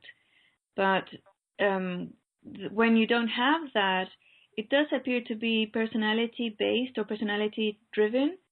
So you go more with people that you might find you like or whatever, or you resonate with somewhat. And when that personality, when you first meet people, most individuals will be in one way, but if you spend time with them, they will kind of change because they will start being themselves at last. So often that's what happens, and that's why people fall apart. But because it was based on a more like a friendship or personality basis rather than an intent or an agreement of what you want to do, what you want to intend, or what you want to build. That's more specific, but it can be flexible.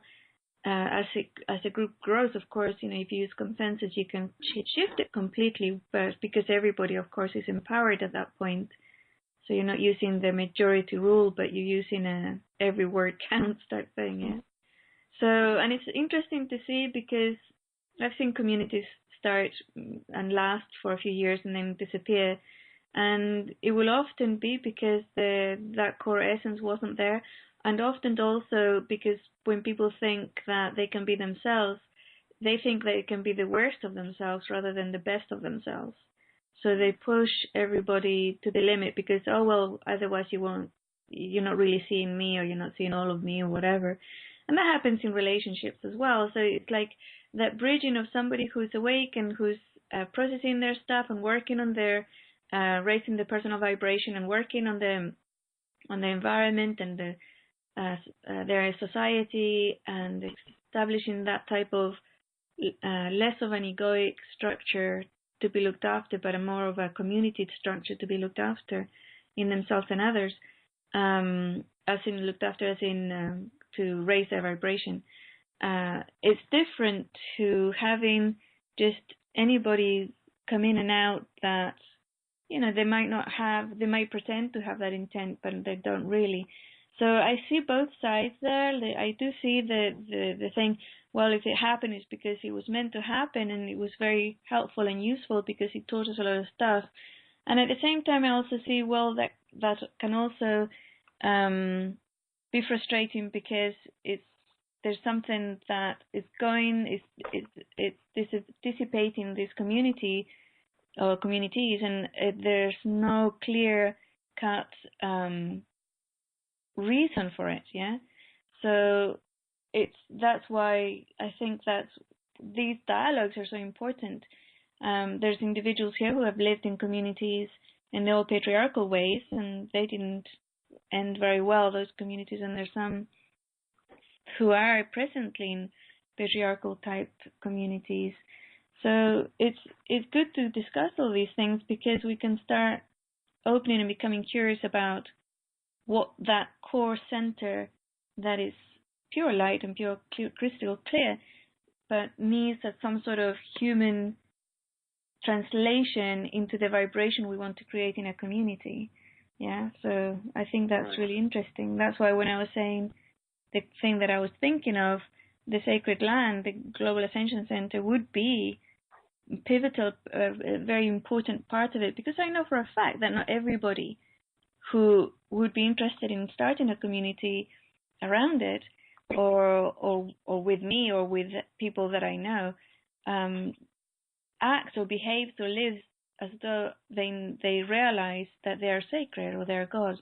Most individuals that I know don't do that. So it's part of that learning experience of having that as the center so that it can resonate at that level. And it's basically, it's to allow many individuals with many skills and individuals without skills to come in, to really make a model that takes looks at everything, not just skilled and beautiful beings. Inelia, it's really interesting because it was a tremendous learning experience. And I think for me, personally, I think I lost myself in the group. I started to look at certain members like gurus, and I stopped looking within. I was just listening to what other people and how other people were describing what I was and who I was, and I stopped looking within. And that was probably the biggest lesson, because when one person within a community, you're giving them more importance, giving their mission more importance than yours, you're completely losing yourself. So it was an amazing experience for me, and it's a really powerful conversation for me right now, listening to Lance and listening to Franco and listening to you talk about these types of community living. I know Matthew, muy bueno. You've been so quiet. I was just enjoying your conversation and just diving into the etheric part of this energy. I mean, I love to hear other people's viewpoints about community and how to build community and how, and I love to hear what Inelia is talking about. I've lived in a lot of different communities over the years, and one of the main things I think that drives people into something like that is to feel needed, to feel like they have a purpose, to feel like they're doing something for their evolving mind, their evolving spirit, and they're doing something that is going to be able that other people are going to be able to resonate with, and for us up here, we have a lot of different communities, Native American communities and non-Indian communities. We don't have a judgment on the color of skin or where you come from. My dad always says, if you have a good heart, we could see it, and we'll invite you in. But, it's all about timing. And one of the things that we love to do up here is sing. And so if you don't know songs, we have a singing drum for kids. We talk about the way the Chanupa came to the people. We talk about dream things.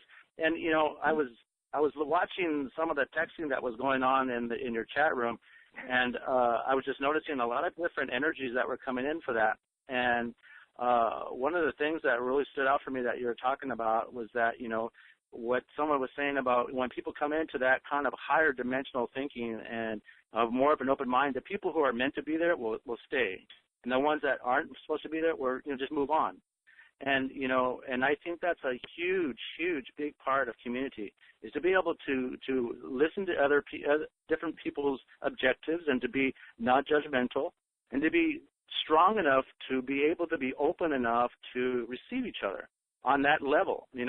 We got to be geckos. We got to wear different masks. We got to wear different hats. We got to do different dances. We got to speak different languages. We got to speak on people's levels to where people can really take it in and feel safe about expressing themselves.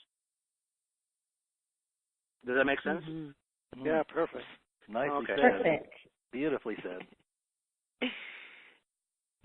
Well, yeah, I just started getting comfortable now just by sitting here, so thanks. Well, it's about time. Now you're all alone. No, we're with you. Don't leave me. You guys got quiet. Oh, no. No judgment. We're here with you. Your undivided attention. I was just listening. With bated breath. We're in such great company today, Claude. We're in such great company. I know, I love it. Yeah.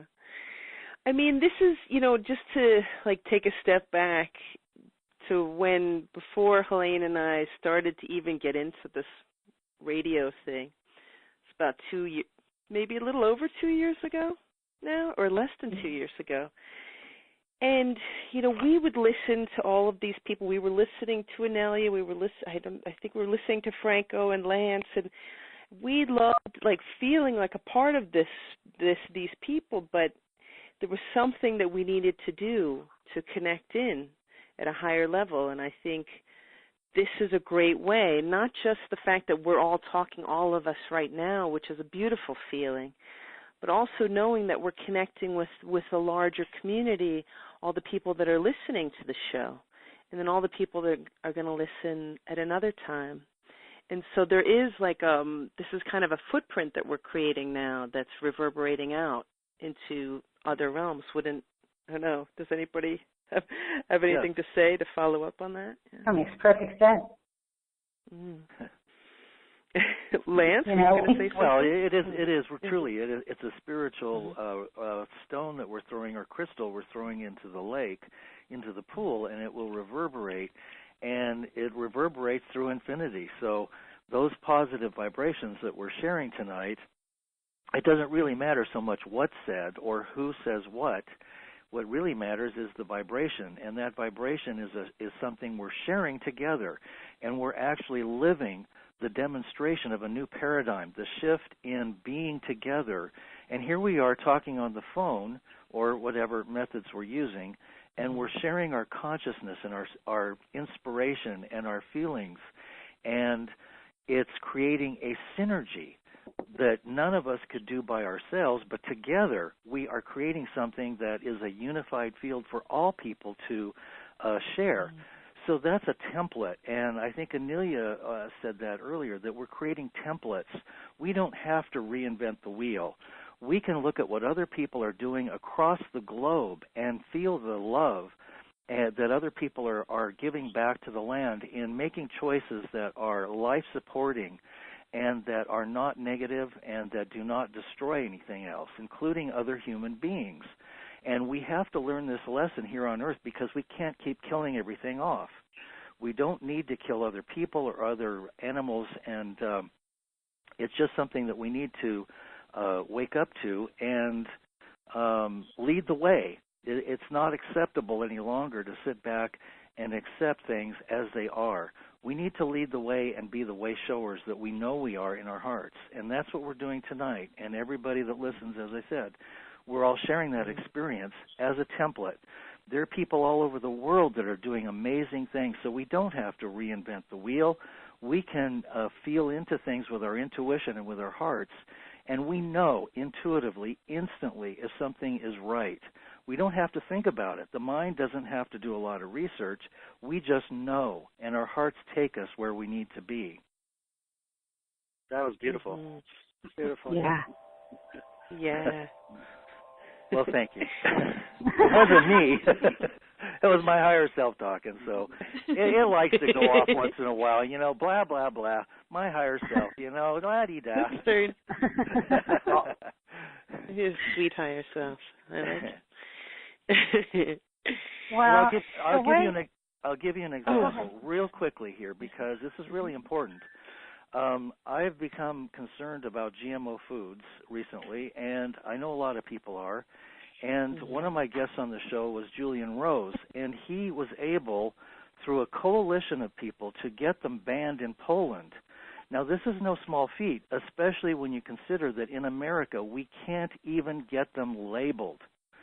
So when I heard about this man who had single-handedly, with the help of other people and going around with the peasant farmers, the EU was going to displace millions of peasant farmers and come in there with antiseptic machines to terraform all of Poland so that they can produce more food and feed the masses. Well, you know, it's a very sad story that they could just steamroll in there and think that they could just divvy up the land. And the peasant farmers and the politicians that were aligned with the land stood up and said, no, you're not going to do this. And so they've established GMO-free zones in Poland, but the EU is still very strong and it's fighting back. So there's the template. We have a template there. We have templates all over the world of people who are taking charge of their own lives, growing gardens. There's guerrilla gardening going on all over the place. People are going into vacant lots that the city can't afford to pay for, and they're literally starting to grow their own food together, and it's bringing people together, and people are moving out of the cities. And then, yes, there isn't a lot of money, but they don't need money. We do not need money to survive. People are also pulling their money out of the banks. Why support the things that we know are corrupt, that are placing our resources and multiplying? If you have $100 in the bank, it's multiplied times 100. That's how much can be loaned out to create more debt. Do we really need more debt in the world? I don't think so. Isn't everybody in debt already? Let's get out of debt. Let's be in the present and support people who are doing projects all over the globe, because this is our human family. It's not just soul family. We are part of a collective consciousness that is here to shift the vibration on this planet and off this planet. And we have a lot of help from our ET friends. We have a lot of help from our ancestors. And there's nothing that we can't do with all of the help that's right here present in the field right now, not just on this telephone, but in the space between the cells and the atoms and the molecules. That is where it's at. And they're all here to help us right now. So back to this, it's all about building communities. And this was an example that you just gave, Lance, of how these people in Poland came together and supported each other to create something different. They were also building communities. Built. They combined together, and that's at the core of everything. And I think the start of building communities is forming relationships, individual relationships first, that are 5D relationships, unconditionally loving relationships without judgment or expectation, where you share mutual goals and you treat each other really nice, because there's no reason for anything different. And here we are. I mean, this has happened. The relationships in my life that aren't this kind of 5D relationships are fallen to the wayside, and all I have left are these genuine, sincere 5D relationships, and that is the start of building community. Nicely said, beautifully said. And we also have the support of the nature spirits and the devas, elementals, fairies. We haven't even begun to scratch the surface of returning to the essence, the spirit of all things, which is just waiting to help us. You know, we can have great resources with the spirit of all life, and that's really when we align with that spirit, which is life affirming, not life negating, then we are enrolling the spirit of all things, the birds, the trees, the wind, the sun, all of it. It's all there for us to enjoy, and it will support us in these wonderful feedback loops, and it will guide us and show us invisibly what's next to do. So it's a matter of reconnecting to all of those things that we've unplugged from. We've unplugged from the source of our food, and we go to shopping centers, and we don't even know where our food comes from anymore, and we don't know what's in it. So this is a time of pivotal change, and we're in it. Everything leading up to 2012 was leading us up until this point. 2013 was a kind of a culling and 2014 is the shift, and 2015 and 16 will be the wrap-up. And 2017, I agree with Inelia. I think that's a time when the window will be either wide open or it will start to close. And in any case, it doesn't matter how you see it, whether the glass is half full or half empty. We have this time now, and what we do with it now is what's really important. We take action when we're inspired and moved to do that, and that can only happen in the present, not in the future or in the past. You know, you bring up the GMO thing, Lance, but that's just one small part of things. The way that things were original or seem to be cleverly designed to promote a dependence where you do not look within. The marital system. Mm-hmm. You know, it's an institution where is not supported by looking within. It's looking at another person, and you can't leave that relationship. You're bound. And then the educational system is not supporting people in learning by any means. And the banking system and the managing our own trade of resources is certainly it's creating dependency. And the legal system. There's health system is creating dependency. So basically, we don't even need to focus our attention on this system of dependency, but actually bring our vision toward being the free sovereign beings that we are. You know, but I would love, we have so many fabulous people on this call. I know. I would love for you guys to share, as we're winding up, some tools for people listening in to this call, some tools they can use to move toward 5D relationships, tools and ideas to help them build 5D community, actual tangible things they can do so that they're left with ideas of how to implement some of these ideas into their own life. Would anybody like to jump in?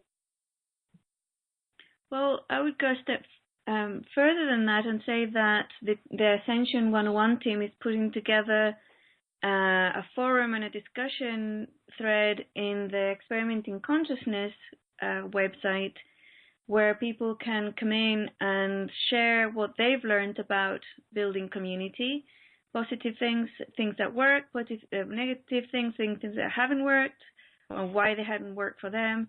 And one of the things that we're putting together is the categories of discussion for communities, things such as financial, housing, energy, art, the type of structures that, like any type of social structure that we need to move forward in a way, yeah. So it's like how ruling systems. People have talked about consensus. They've talked about the tribal systems, the patriarchal systems, and anything else.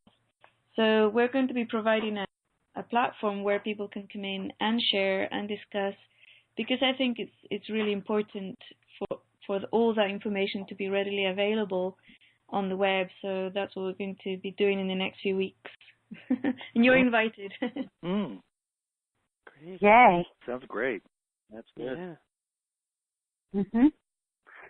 Well, for our listeners, we're going to have so many beautiful shows coming up on Sovereign Media that you can tune in. And we are creating a virtual community here.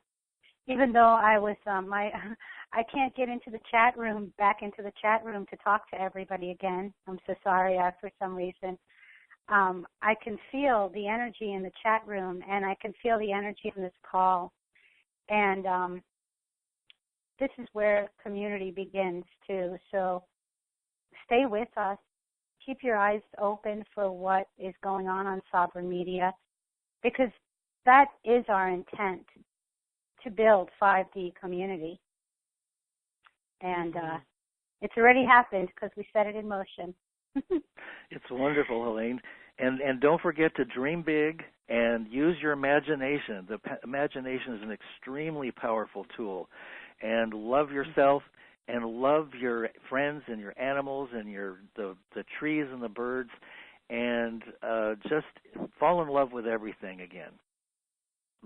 I love that. So sweet. Matthew Bueno, do you have a comment? Find a way to ground yourself really, really well. Remember not to take anything personal. Remember that it's just a learning lesson.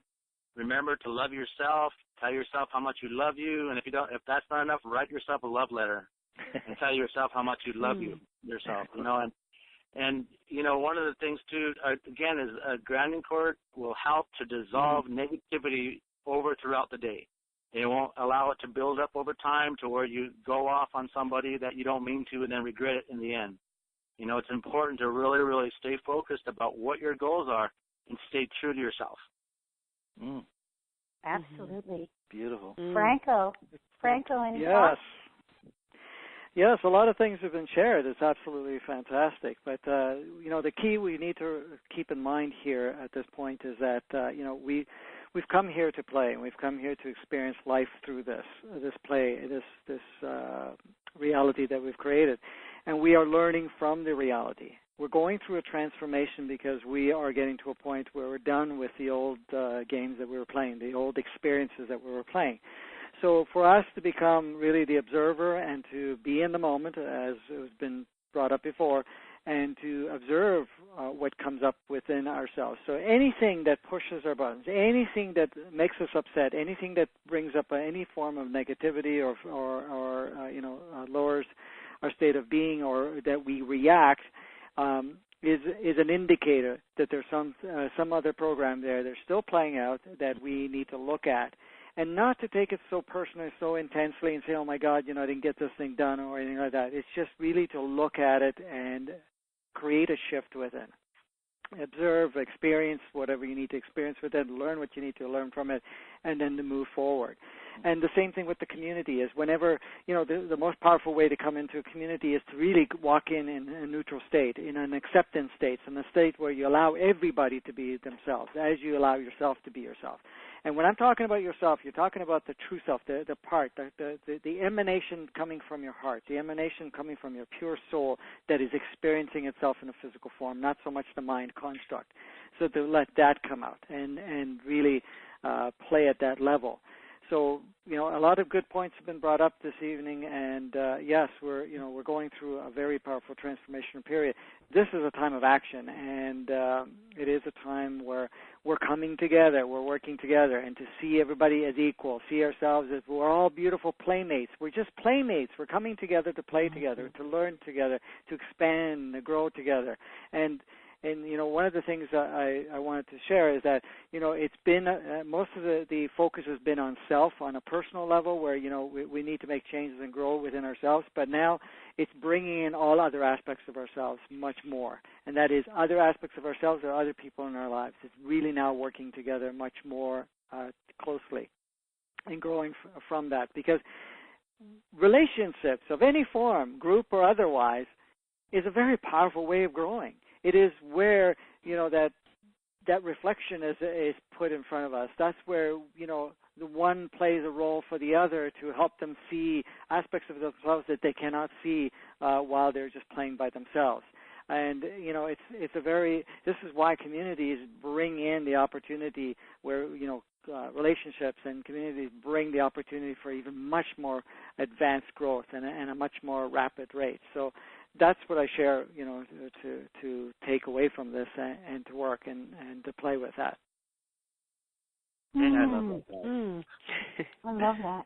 That's great. Larry,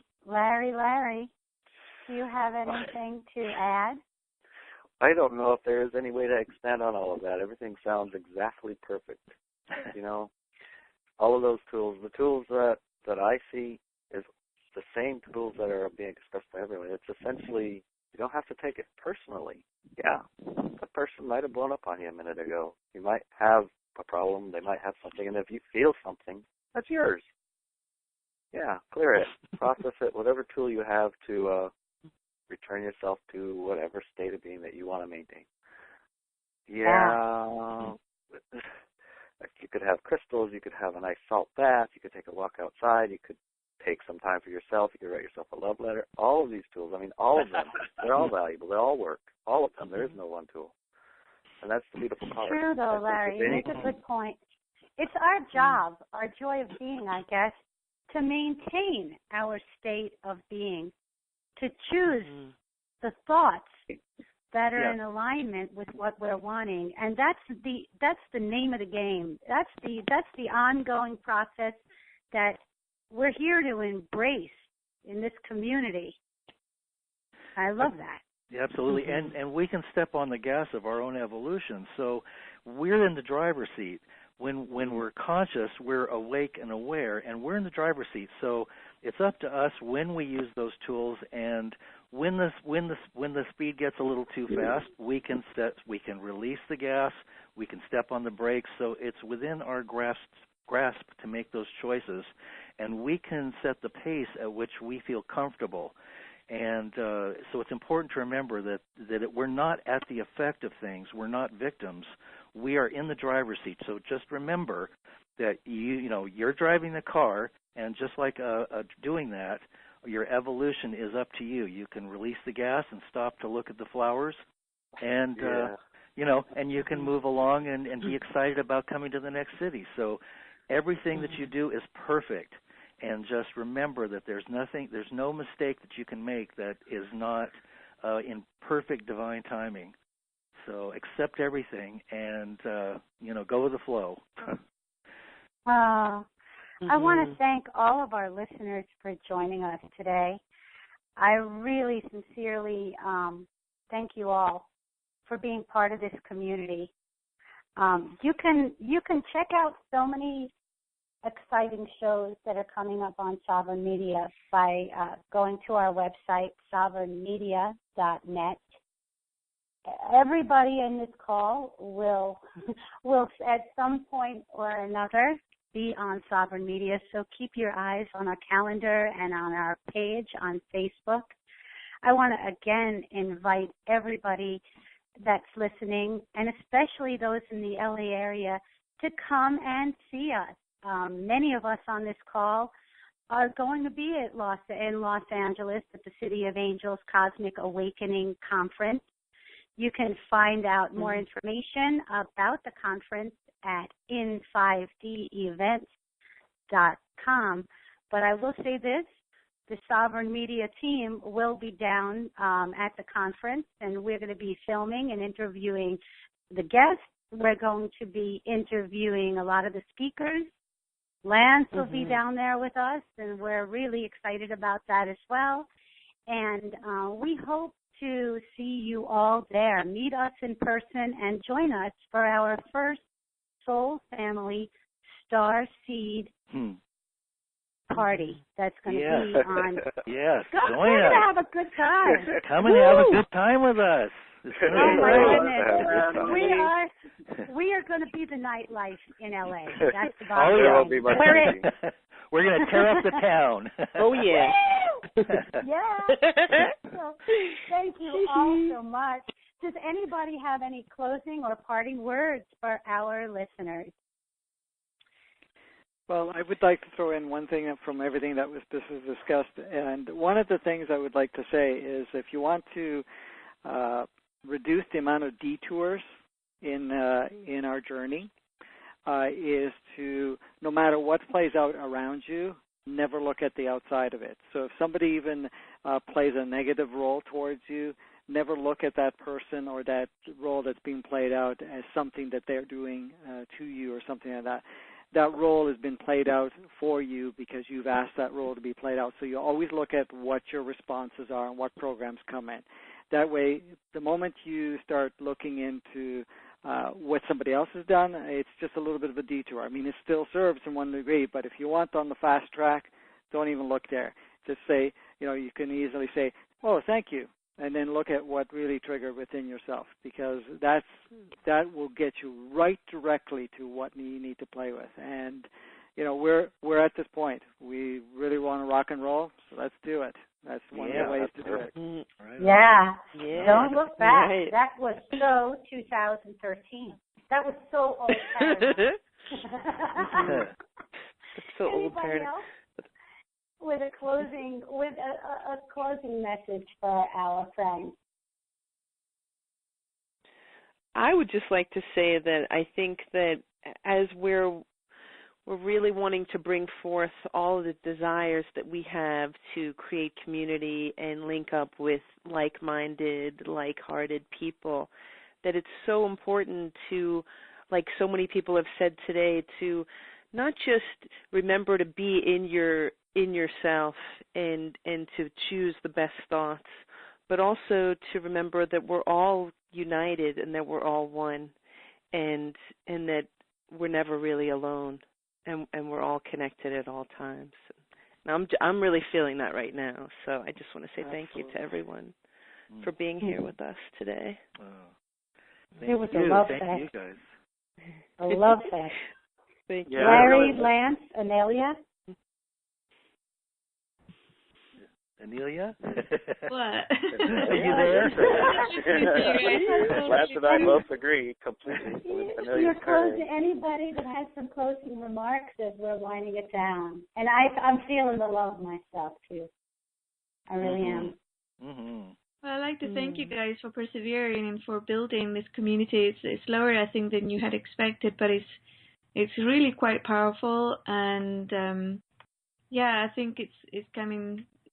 It's morphing into something that's vibrates at a really high level, and that people can then be able to see it for the larger intent and the responsibility that every person is taking for their own stuff and their own reactions and everything. And I think I see a bright future here. Oh, thank you so much. Yeah, thank you. Matthew or Lance? No, just want to thank you for creating this space for us all to be here tonight, and the work that you guys do. And I really felt that, CJ, at the end. And Helane, thank you for just doing a fantastic job of doing this. It's such a wonderful thing that you're doing here, and you're much appreciated, all of you. Oh, thank you so much, Lance. I cannot wait to see you. I know, me too. We're going to have fun. Yep. Oh, my goodness. Yay. You're awesome. You're awesome. So, yeah, Larry? I just wanted to say... And Matthew? Matthew, I think. Yeah, I got my hand up. I got my hand up over here. I just wanted to say to both of you and CJ, you guys both really hold space really, really well. And you make it a safe place for us all to come together and to speak our hearts, our minds, and our experiences, and to create a full community of 5D on this radio show, and to be able to create this beautiful foundation that people can really respond and resonate with what everyone is saying. And thank you so much for bringing your energy and for whatever led you to this point in your life. I thank them too, and all the masters and angels and spirits that brought us here together for any reason. I wish you guys the best of luck down in LA, and just, rock the house, y'all. You know what I mean? Have a good time. Oh, that's beautiful. Thank you. Thank you so much. There is one guy hiding, Kevin Doheny, who's been doing a fabulous job of keeping everything running at Sovereign Media, doing the website, creating all of the emails, doing all of the accounting, doing all of the work, the real work, the labor work. And I wanted to know if Kevin's there and he's interested in having something to say, if he wants to speak up, say hey. I'm here, but I think you guys covered it all. Thanks, Kevin. Thanks for all you do behind the scenes, because you really are the heartbeat and the pulse of this thing. And I want to thank you for all the work that you do, and you're much appreciated too. We don't get a chance to say that very often, but I wanted to, pipe in on that. Thank you so much, Kevin. Thank you, Kevin. And also, don't forget, everybody, 5D is here right now. There's no waiting. We don't have to wait, say, well, how do I get? You're there now. We're here now. 5D is here. So just live it in your presence. Feel it. It is. Yay. And play. Yeah. Right. Get to play. All right. Hallelujah. Bye, everybody. Bye, everybody. Good night, everybody. Bye. Good night. Bye, everybody. We love you. Love everybody. Oh. Bye, everybody. Bye. Bye. See you soon.